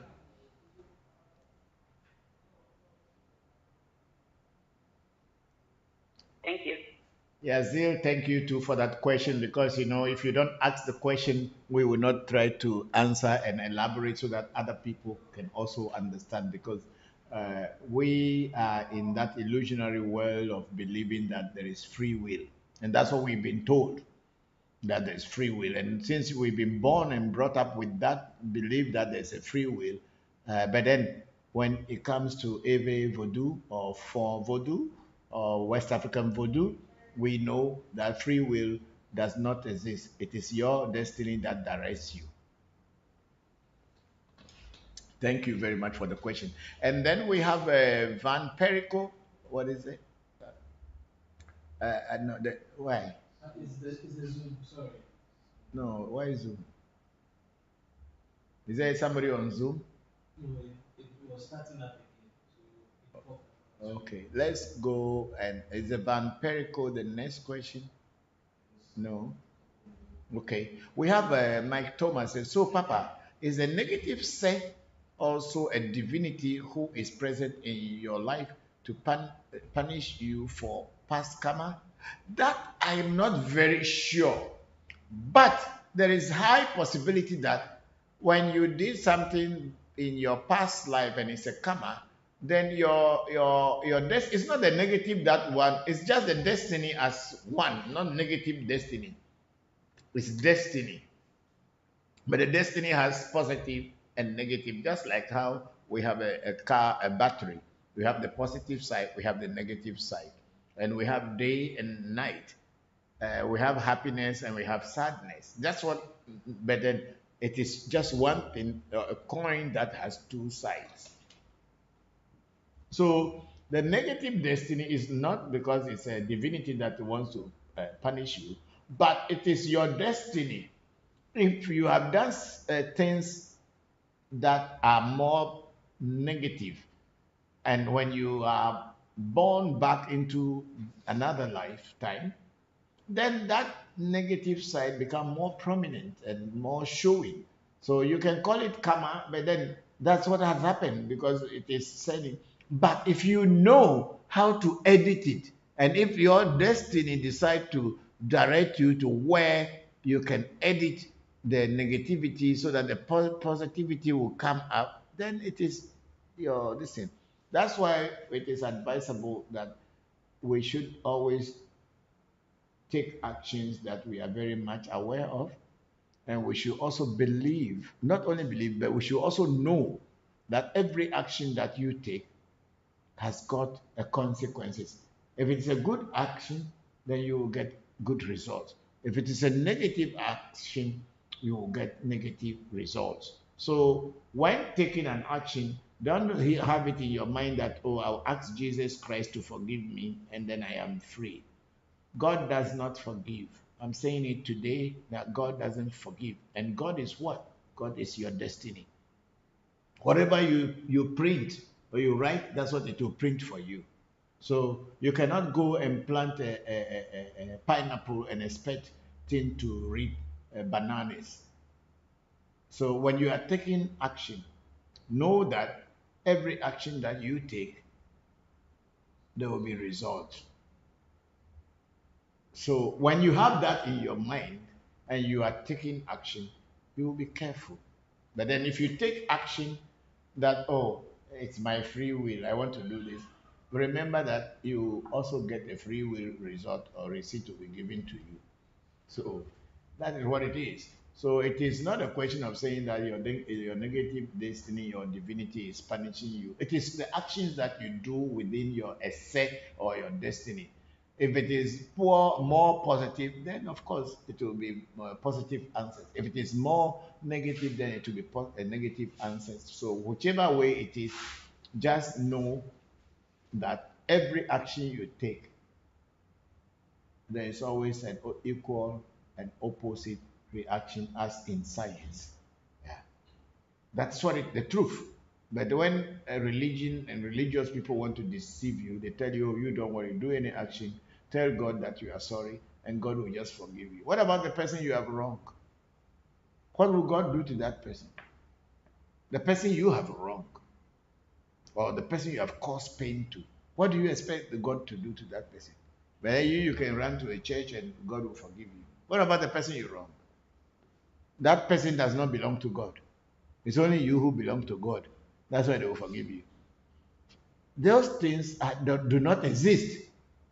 That is an illusion. It's all lies. It's a scam. But people will defend it. It's a scam. So let us take actions that we are responsible for. Be responsible for the actions you take, because they will never go away. Their results will come. Please, that question is not finished at the top. No. Yeah, so it is not like karma for this. So Danilo in Berile again say, I think that negative essay is your negative karma.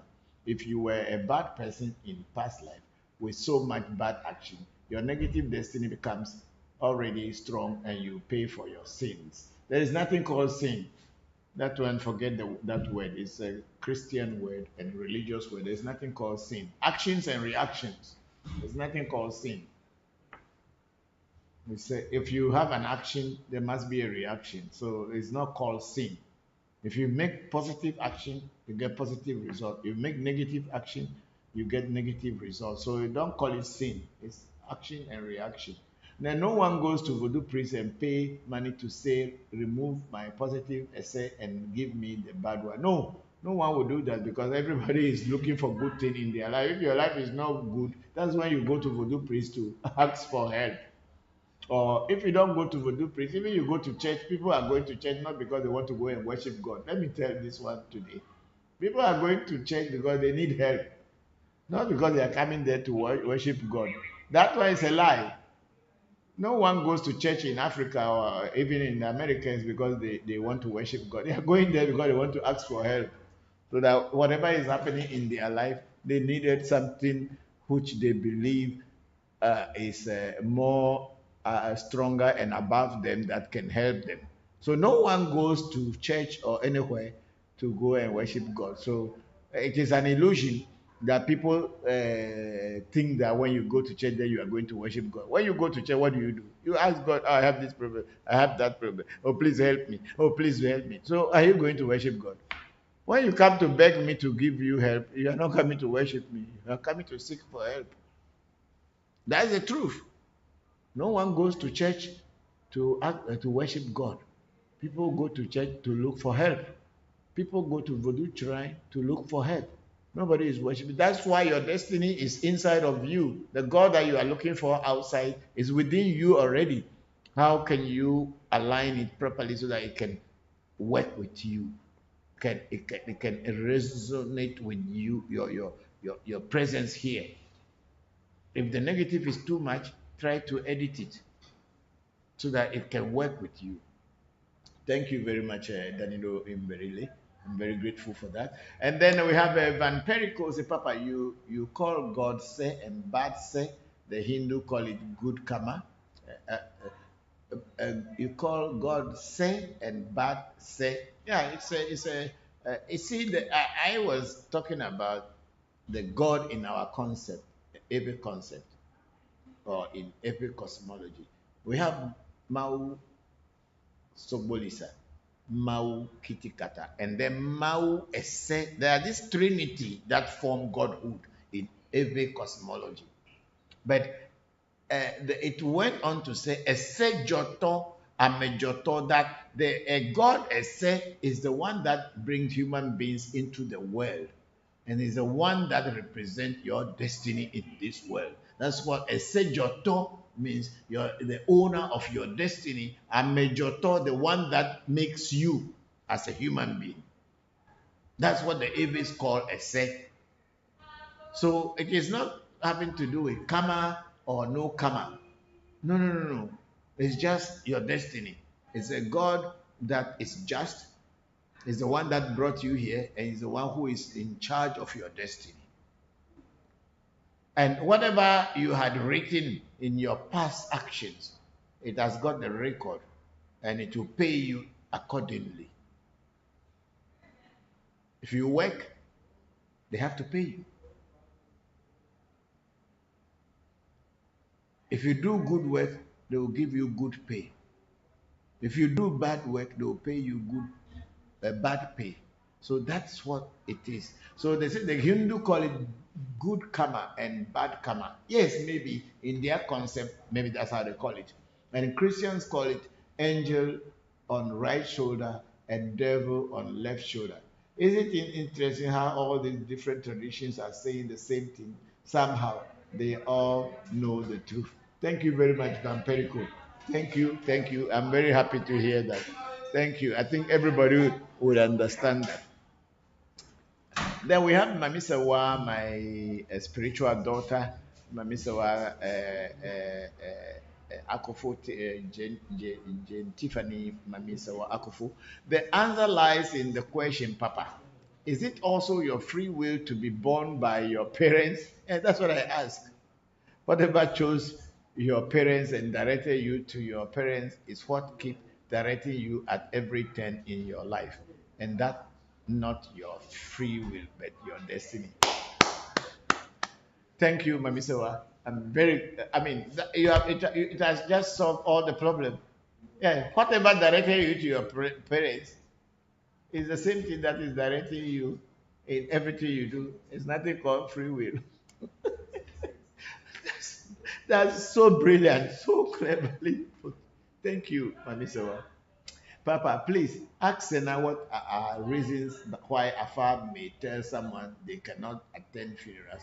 Does that mean this person cannot even attend close family funerals? It is not Sena who will say it. Afa who is saying so. Sena is only referring to Afa. It's like, we are not Afa. Afa is the one saying that don't go. That means your destiny is the one saying don't go to funeral. So whether it is close funeral, it's not close funeral. Your destiny says don't go to funeral. So it's not Senna who has to. It's Afa who says so. It is not Senna who has to say why Afa said so. Yes. So recently I did a review for somebody, and this same matter came that somebody should not go to funeral. Yes. And when I said to the person during the reading, the person said, "Hey." The person is about 30 years old now, but he said that when he was around 5 years old, he went to his grandmother's funeral. And when he went inside the room of where the corpse was held, all of a sudden he just collapsed over there. He started shouting and all of that. So some people, those are the kind of things that happen to them when they go there. And that's why Abba will tell you that you as a person don't go. Yes. If you have to go, you have to know what you do before you go. But right. Those are some of the practical, it's an individual thing. It's not for everybody. It's everybody and their own destiny and the things that are good for them and their bad. So that's some of the reason why it came to my head to mention that. Yeah, it is very true because there was a guy who used to come to me and do readings. And then one day he came back and told me that the mother went to a funeral and came back home and slept and never woke up again. And I just told her, yes, there are some people in their life, they are not supposed to be going to funerals. So when they go, things happen to them. So that's it. And the mother died after coming from funeral without any health issues, just slept and that was it. So it is in Afa that you will see the blueprint of your destiny, the guidebook of your destiny. What you are supposed to do, what you are not supposed to do. And then by knowing that, then you know, if you decide to go against it, it is at your will, if it is a free will. If you decide to follow it, it is up to you. But they have given you the blueprint. Whether you follow it or you don't follow it, it's up to you. That's why when we do a reading for you, we don't force you to come and do the rituals. If you want to do, it's up to you. You don't want to do, it is you who had asked for a reading. It's your palaver. And then we have Danilo in Bradley. Papa, let me make a joke. Many people believe we are kings in their past life. And if you were killing people, so in this life, you are paying for your bad action and spiritual work. Your bad actions and spiritual work is being done to help you. It doesn't go away easily. Of course, it cannot go away. If in your past life you were killing people as a king, How will spiritual work in this life go? Anybody or priest helping you has to be strong and careful. That is what is called karmic interference in Hindu stuffs. The priest or spiritually intervening for you, it's not finished. Is that all? The priest or intervening for you. You see, the Hindus have their own way of calling what they gave name to whatever. Because in Hinduism, the word we call esse in our Ave language is what they call the Atma, the soul, the spirit, your inner self. And it's your inner self that has the record book of the actions you are taking in this life, and it records it down for you. Good or bad, it is recorded. But we call that one esse, is the one that record everything that you are doing in this life. And at the same time, is the one going to bring you to where you will be to pay and receive payment for whatever you will do. That's why when you are taking actions, think about it first before taking the action. Thank you very much, Danilo. We are very grateful. Let's go down and see. Yes, big sister Oluchi also, okay, that is the truth. They go to church for help, but they are not having the help they need. Be it need believe that when the truth time comes, they will have to come back to the traditional spirituality. Peace and love. Thank you, big sister. Yeah, that's the truth. Because the church is a scam. Yes, the church is a scam. They tell you that you have a free will. How can you have a free will when your destiny is with you? Do you have a free will when you choose your parents who will born you? Were you the one who chose your parents who gave birth to you, or the country you will be born in?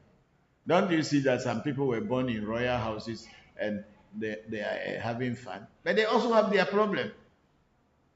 So it is not your will that chose your parents. It is your destiny who chose your parents for you. And since you were born in that area that your destiny chose for you, you have to live through whatever is in that area. The people who live there, the kind of way they behave, that's what will go with you. That's why when we are taking actions, we should be very careful. Let us all try to take the positive actions. Whether they call it karma, they don't call it karma. We call it bad destiny and good destiny. If you have good destiny, your life is fine. And then if you have a good karma, your life is fine. When you have bad destiny, your life is in challenge. That's the same thing when you have bad karma, your life is in challenge.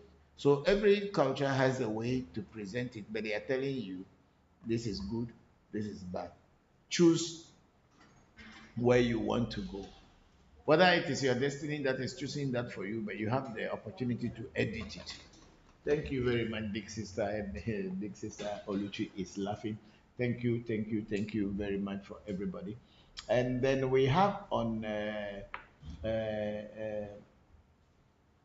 YouTube, we have my brother Victor Abochikwi. What is so special about spirits that are used in divination? Okay, Victor, what is so special about spirits that are used in divination is because they tell you about the future and the past. Not every spirit will tell you about your future and your past, but the divination spirits, that is what they are also designated for, to tell you about your future and your past. That's what it is. That's the speciality about them. And then Jackie said last week, it seems as the concept of predestination is core to understanding how voodoo can assist you in finding your life path. Yes, it is very true. It is the voodoo, or essay is part of voodoo work that will assist you to tell you where to go and what to do in this. It has already been predestinated that this is what it's going to be. And then your destiny is going to tell you where to find the teacher that will open your eyes and open your ears and tell you about you yourself and how you can avoid doing the negative things that will continue to go with you into your next life. Thank you very much, Jackie. And Jackie was clapping and then saluting and also thumbs up. And then our brother in South Africa, Benny Moswani, said, by the way, well done, Senna, with the masters. Is the work published already, Senna? That is from Benny Moswani in South Africa. Say, have you? Is the work published already? No, please, not yet, please. Okay, it says it's not yet published, Benny. It said the work is not yet published. Do you think numerology taps into essay? I don't think people with the same numbers can have similar destinies. No, numerology is also another way of divination. But then, if your essay is where it is and it is correct, whether they are using numerology, using AFA, using the mirror, using the cowries, or using tarot card, if your essay directs you, everything will still be okay. It will direct you to the right source, and you'll get the right teachers, and you'll get the people who can, because each and everyone's essay is different. We all do not have the same essay. So which is yours is the way it will direct you. Whether it is through numerology, palmistry, astrology, just mention them. Your essay will direct you to the right place where things will change. Thank you very much, Benny. And then we have skills all day. You say I think, I don't know, it's not completed. Maybe they are writing something that will come later. And then we have nobody on Zoom today. Everybody, okay, we have a big sister Oluchi. Yeah, Papa. Here is, yeah, Papa. Here is a record. It is called Akachi Records. Yes, I know about Akachi Records. Papa, and correct me if I'm wrong, with peace and love. Yes, there is Akachi. It's not called Akachi, but it's called Akashi Records. Akashi Records is actually from the concept of Hinduism and then Tibetan Buddhism and all kind of things. But it is the base of Hinduism, Akashic Records, yeah, where whatever you do is stored there for you and you pay at the correct. It's Akashic Records. Yes, I know about that. It's a concept of Hinduism.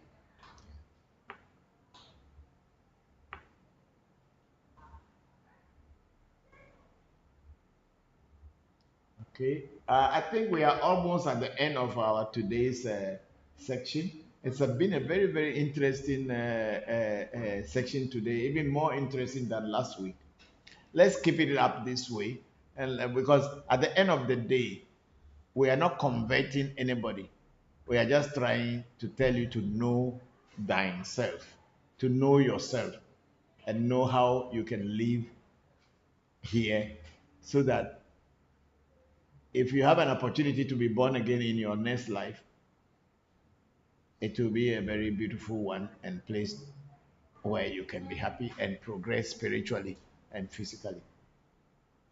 So it is voodoo is it's not to convert you, it's to teach you to learn about yourself. So I thank you all. I thank Zeal and everybody who had asked such a beautiful and wonderful question, because we are learning. We are learning. We are learning. All of us are learning. Even I, who is sitting here and being the moderator of the program, I am learning too from your questions and everything. So it is very good. Let's keep it up. We have a big sister, Oluchi. So, okay, say, okay, thank you, Papa, with love. Thank you to big sister, love to you. And always, I'm very grateful for all the support you are giving. I'm very grateful. Love you so much. And then we have Vivian Baka saying, please, Papa, why are you so humble with all power and knowledge you have?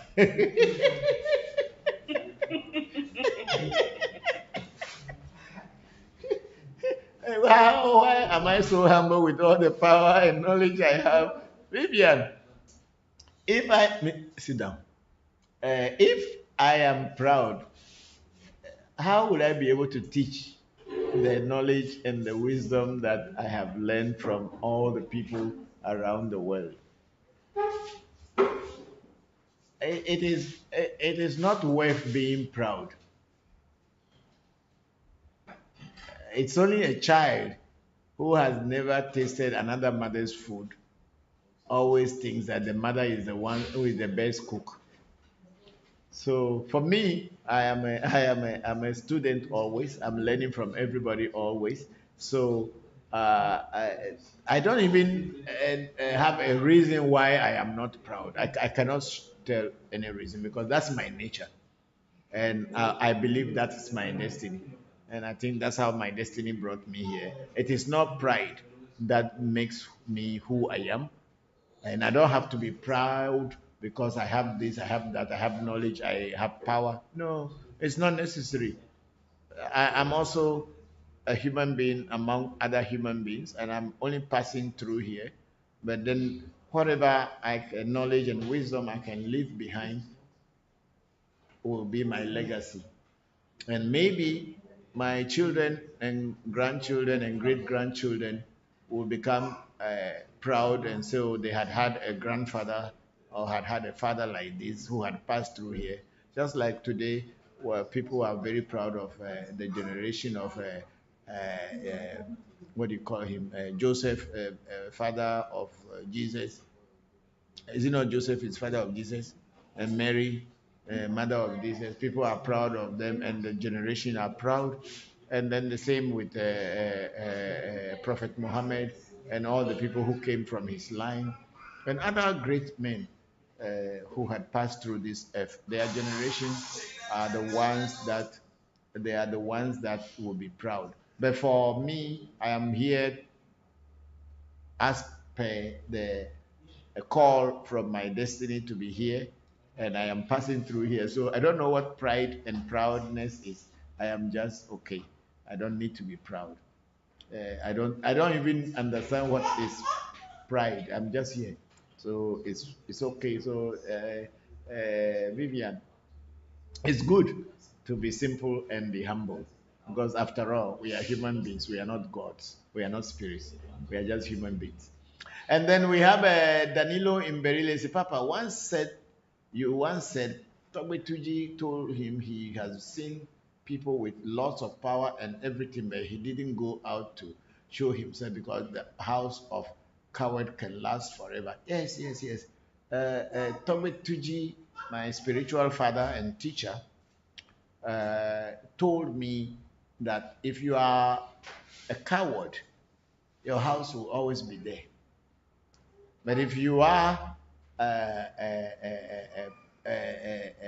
warrior and you want to show that you have power, your house will be destroyed.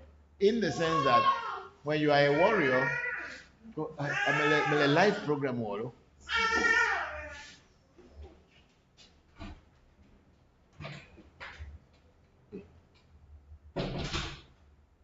The whole world is listening to me and you people are doing this to me. Why? So Togbe Tuji told me that when you go to war and you say you are the powerful person and you face people you are fighting and they shoot you down, the person who is hiding is the one who will come and tell the story of the war. But you are dead. You can't tell any story again. Eh? Dead men don't talk. You can't talk any story again because you are dead. But the person who did not get bullet is the one who said, hey, the war was not easy. The way we were doing this, we were doing that. He is alive. So coward's house will always be there. Only warriors' house will be destroyed. That's why Aves always say that. You should not always make your fight because you have a big chest. Even if your chest is big, please humble yourself. So it is true. Have you ever heard anybody who died in a war? Have you ever heard anybody who died in a war coming to talk? No, they only bring his dead body inside coffin and put a flag of the country on top. Finish. No talk again. He cannot talk anything. But the people who carry him, they are the ones who come and speak. How he was brave and all these things. But he is dead. So if you want to die, try to be brave. If you want to live long, then be a coward. It will make you live longer. And that's Danilo. That is true. So cowards live forever. And then we have I think there's a top. There's a big sister at the top. I want to get it. You jumped that one. Yes, big sister Oluchi Osuoke was laughing when I was talking about something there. Thank you very much, big sister. And then Jane Tiffany also was laughing. Yeah, if you are the one who decide your father who will born you or your mother who will born you, tell me. Before you came into this world, you decide who will be your father and your mother. So if you are the one who decided and that's when you have a free will, then you can say, but you should know that in every culture, it is your destiny who decided who will be your father and who will be your mother. And that same force that has directed who your father and mother should be is the same force that is directing you when you are in this life. You have no free will. Stop deceiving yourselves. And then Jane Tiffany Mamisawa again saying, he is right, Papa, because you can go to some pastor or teacher and you wait 3 hours to even talk to them. So yeah, you are very humble and humility is a sign of matured spiritual leader. Thank you, Jane. Thank you very much. Thank you very much. And then we have the Oluchi said, the body has something to tell us, Papa. And the baby has something to tell us, Papa. Peace and love. Thank you. Everybody is laughing. And the baby should come and tell how he decides his father should be here, his mother should be there. So we are done today. And I think anybody on Clubhouse wanted to say anything, let us know. Hi, Papa. I had one question. Yes. And are there any traditions where I know you talked about dwarves, but giants spoken about? Is it Zil talking or who is this, please? No, it's Tanya. Sorry. Tonya, yes. What did you say? Wondering if there's any traditions where giants were involved instead of dwarves. You mean the initiation? No, in communication. Yes, communication in what? Please. Giants, like a giant, like a huge person. Yeah, if there were giants in. Dwarf is a small dwarf. Yes. So if is the giant forces that exist. Oh, the giant forces are the forces that they call the Zangbeto and Sasabonsam. Those are the giants. They have giants also, but it's not very common. People are scared of them, so people don't really get closer to them. No, unlike in the Arabian stories where giants are more prominent, our people are short people. We fear giants. So we don't deal with giants. We deal with people who are shorter than us, then it makes us look like giants. But that's the truth. Somebody is taller than you. You have to raise your eye before you look in face. How can you associate with such? No, the truth is the truth. There were giants like Zangbeto, or in the Yoruba you have the Egungun stories. Most of these things are just in the past there were spirits, but today's world those things don't exist. Human beings hide in these things and create stories. But it's okay, it's the religious beliefs, yes. But then there were something called Sasabonsam, and in reality, it was not Satan. But because when the Christians came and they did not know what Sasabonsam was, because it was a giant, it's a giant spirit that moves at night and moves in forests, and when people see them, they get scared. And sometimes they only appear to you when you are doing a very bad thing or they wanted to teach you something to help your people.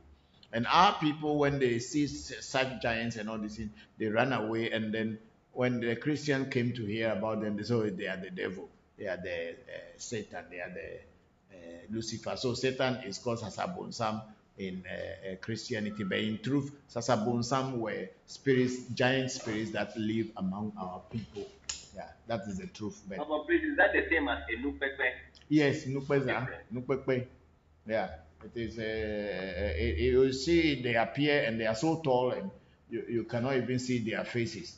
And then we are short people. We become scared and start running away. But that person, if you take one leg, it even cross your 10 steps you have taken. But so people are not so fond of those giants, so their stories are very limited. But the dwarves, they are a little bit shorter than us, so we can even see their head. So it makes it easier. So I So know. if I wanted more information, do Yes. you know someone I can connect with? No, absolutely. I don't know anybody you can connect with. It is just a folklore in our culture that people will talk about giants or spirits like that. But I cannot point any person to you that go to this person and learn about giants. I don't know because I personally was not interested in them. So what I am interested in is what I learn and that's what I teach. What I am not interested in, I don't learn and I don't teach about it. Thanks, Papa. You're welcome. Thank you. Can someone type those two terms into the chat so we know how to spell it? Okay, Sena, you should type Sasabonsam is Sasabomsam Sasabomsam Sasabonsam. That is how it is spelled. And then Eve will call it Nukpekpe or Zangbeto. But now the Zangbeto that people are seeing in Benin, wearing something and dancing, those ones are all human beings hiding inside. So, but then people like to see such and then they believe that there is spirit. Spirit don't walk by themselves, especially voodoo, unless nature spirits on their own that will appear to you. That's that. And I believe very strongly that you cannot go to any shrine where they make a figure of a dwarf and say this is the dwarf spirit here. No, dwarfs are a nature spirit. They appear when they want to appear. They go when they want to go. So it is also Sasabonsam and Zangbeto and all those things. So if people are managing Zangbeto today, then it is human being. So it is, nobody can manage any Sasabonsam. They can only tell you stories of them, but you will not see any Sasabonsam anywhere. And dwarfs also, people can tell you the stories if they have experience. Then they can tell you, but you are not going to see any dwarf anywhere in any shrine you go there, dwarf. No, those are all scam. But human being has to eat, so they have to find ways to create a way to make food for themselves. I'm not teaching such things here.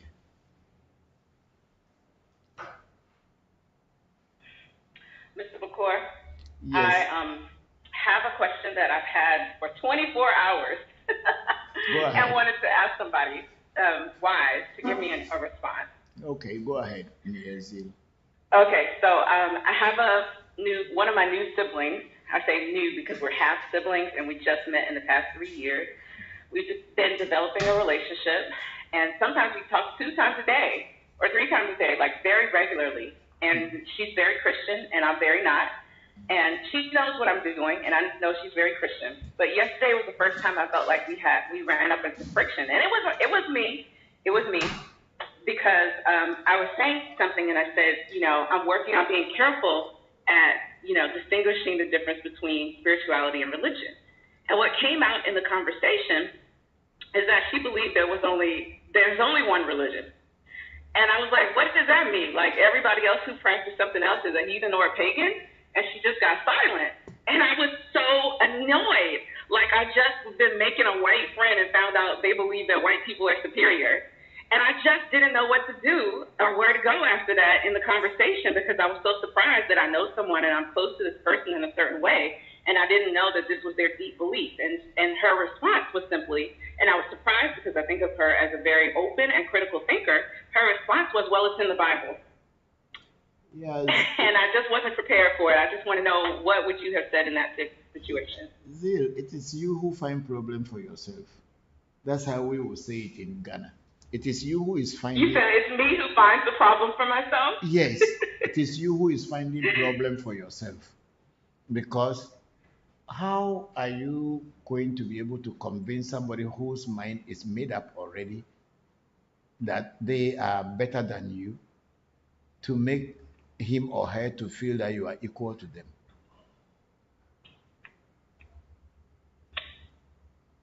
How? Well, I would believe that that would be a very unlikely thing to do.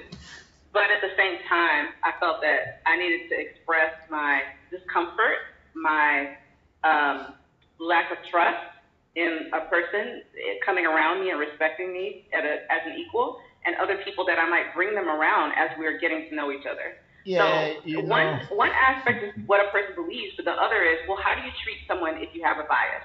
That is my question, too, if I was to ask a question to her. Okay, I think Big Brother Echo was saying something earlier when he was referring to this free will thing and how philosophers created this. Don't you know by now that the Bible was created by a political group and a group of people who wanted to use it to rule other people? By now, don't you have that idea or that knowledge? So if somebody who is vested in the Bible and believe that the Bible is an ultimate book from God, what do you expect him or her to think? I'm sorry, I didn't quite hear you. Could you repeat that? I am saying that someone who is vested in the Bible, who believes that the Bible is the ultimate book of God, what do you expect that person to think about you? Well, I think I just said it. Yeah, because the Bible is written by the white man. And the white man wrote everything that was good about white people. And everything that was dark was the devil, who was against white people. Everything that was against white man was a devil. And who was against white man? Black people. They are not. Nature created them at different times and they work at different times. They can come into common agreement and compromises, but they can never be equal. The only enemy of the white man is the black man. That's the truth. It's hard, but it's the truth. People will not like it, but that's the truth. So if black people also has written their book, voodoo book, and say we are the superior to white people, what do you think will happen? There will be war. There will be killings. So those of you who are coming from Christian background and still believes that it is okay, we are all equal in the face of God. In the face of which God? Which God? The black man's God? The white man's God? Equal in the face of which God? How many times have you seen black angels in the books that have been written and pictures that have been drawn? How many times have you seen black angels? Or there are no black angels in heaven? The only black angel you will ever see in heaven is Satan, Lucifer. And he is the enemy of God, white man. Open your eyes and open your minds. Stop living in a foolish world thinking that everything is fine just because we eat on the same table.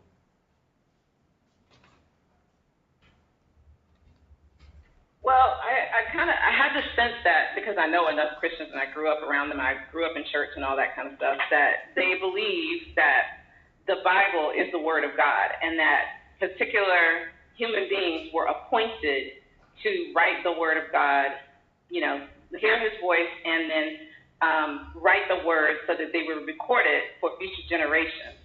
And I mean, actually, as I think about it, I think that even though you have to interpret what's there, I think that when we talk about priests and spirituality or spiritual systems, that people still have to rely on what a person who's been anointed or has special gifts and talents says, even as your destiny, for example, which you were just saying, God is your destiny. Yes. So, I just don't know how to counter that part, which is that, okay, well, people are speaking, divine. And my response was just simply, is that the only way? That's why Are there many paths to the that's divine? why I want to ask you, how many stories was written in the Bible about black people? Or how many stories was written about black people in the Bible? I'm with you. However, I think the response that a black Christian would because say if is it that is it's supposed to be God, colorless. Or some would even just say they're black and white people co-opted it. yeah, if God appointed people to write stories about and people, anointed people were written, why God did not appoint any black people to write about black stories in the Bible? Or only white people exist in the world? So God only appointed only white people to write story about him? Why God did not appoint any black man to write about us? When Paul was writing letters to Thessalonians and Ephesians, why he didn't send any letter to my Ghana people? Why he didn't send any letter to Africans in West Africa?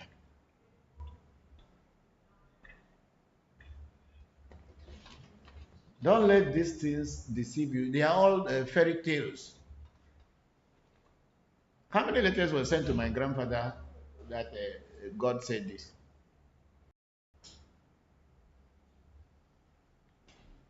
So these things are just things to keep you down so that you can never move forward. So who you trusted treated you feeling that it's only white people that God has spoken to, that they have the right, like in America, the white supremacists, thinking that they have the world.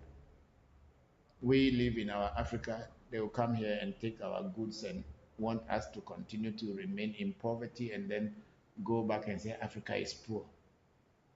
Everything that has been used to develop the world came from Africa. So why is Africa poor?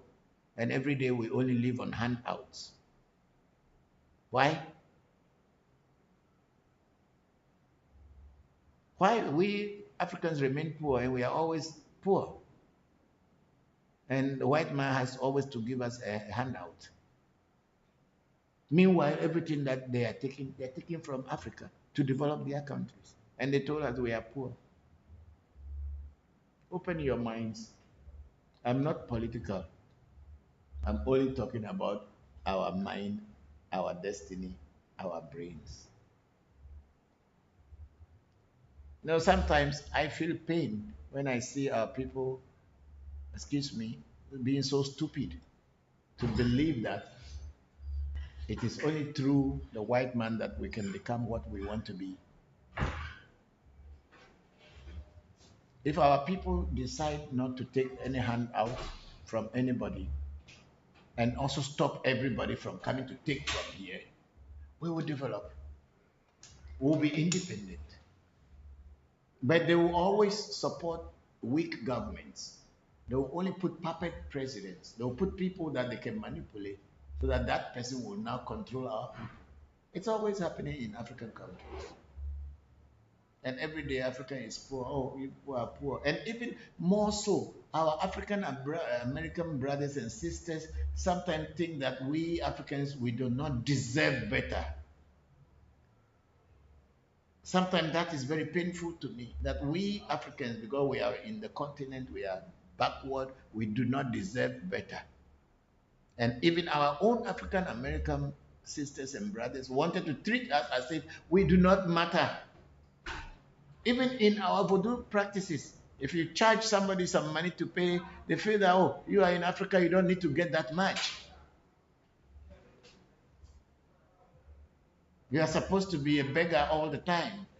Even the knowledge and wisdom you have, you should share it freely without asking for anything, because you live on the motherland.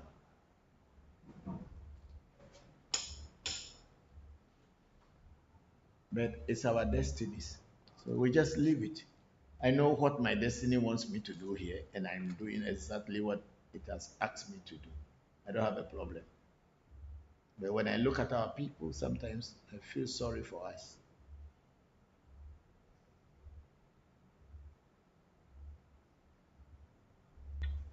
Thank you. I'll consider that strategy. Thank you too. Thank you, Z. Let me read Big Sister Oluchi has something up there. I said, okay, we have Jane Mamisawa saying, Zeal, the way to deal with someone who has a bias is not to argue with them. The easiest way to do this is to say to yourself that it is their destiny to believe what they believe, and at the right time, either in this world or next, their destiny will lead them to the truth. So don't worry so much if someone doesn't agree with your point. Uh, that they don't understand yet. Yes, Mami Sawa has just said it. Yes. I just want to say thank you for that, because this person actually said that to me a couple of days ago when I was talking about a different circuit situation. It didn't have anything to do with religion. And she said, why do you feel that you have to be the one to save them? There can be many other people to save them. You go about what your priorities are. Yes, of course.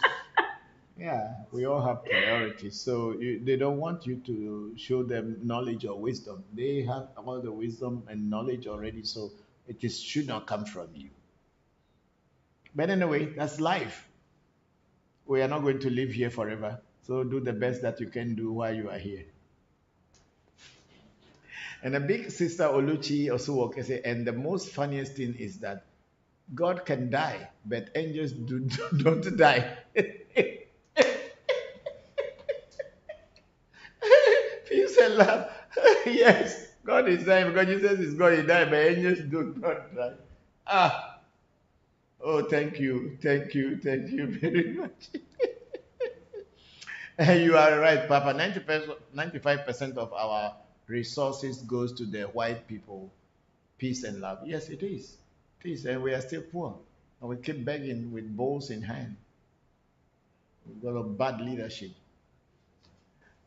Then we have Jane Mamisawa Akofo. It's annoying sometimes when you are enlightened and you find people who are still blind, arguing with and insisting you the dumb one when they are the dumb ones. I really know how this feels sometimes.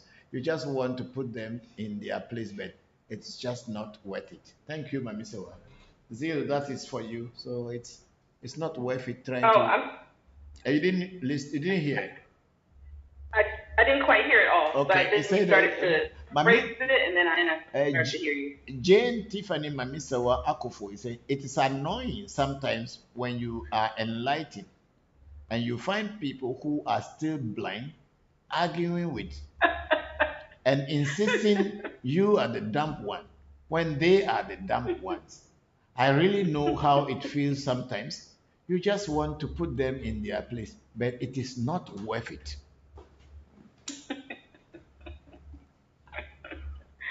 Thank you. You're welcome. That is from Mamisawa Akofo to you. Yes. Is that the last thing there? Are you sure?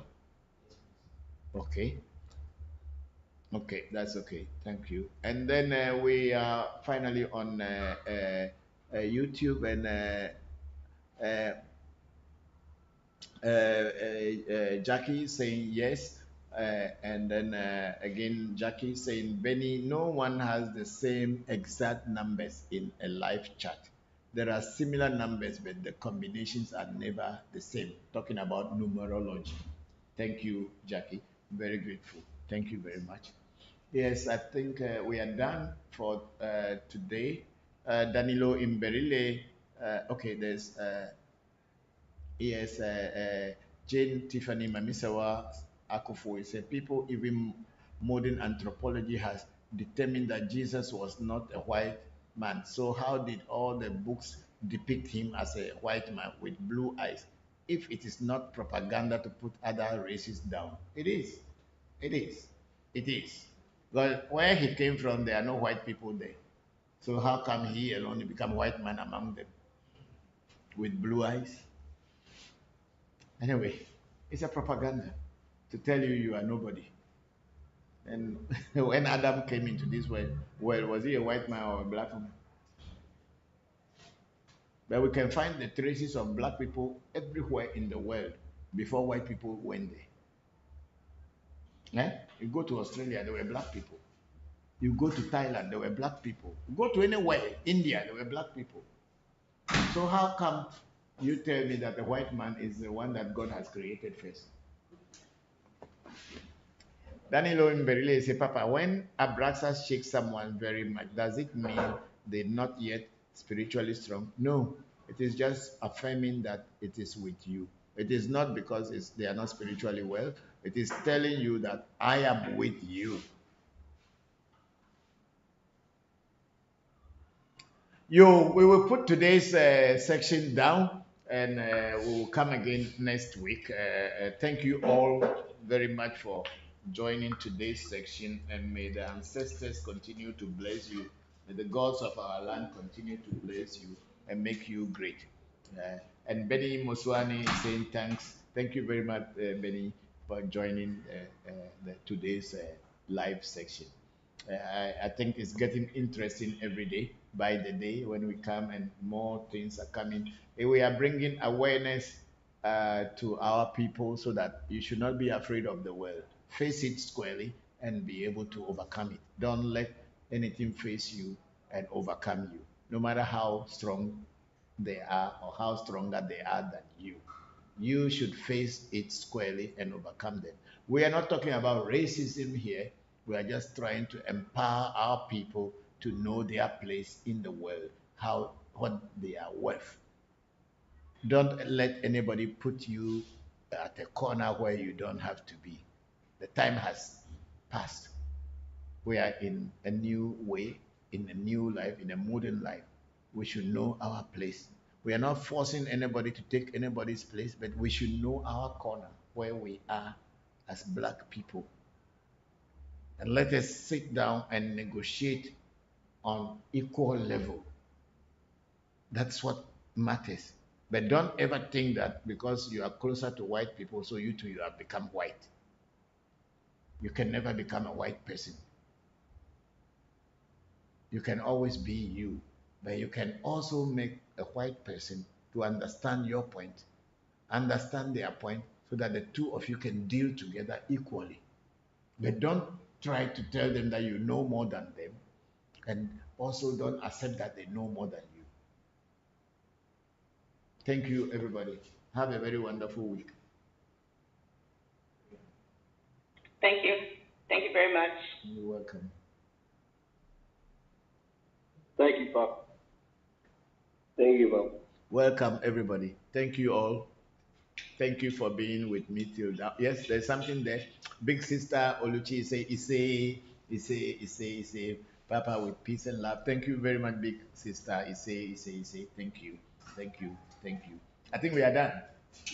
Okay. Shamba and everybody on Clubhouse, thank you all.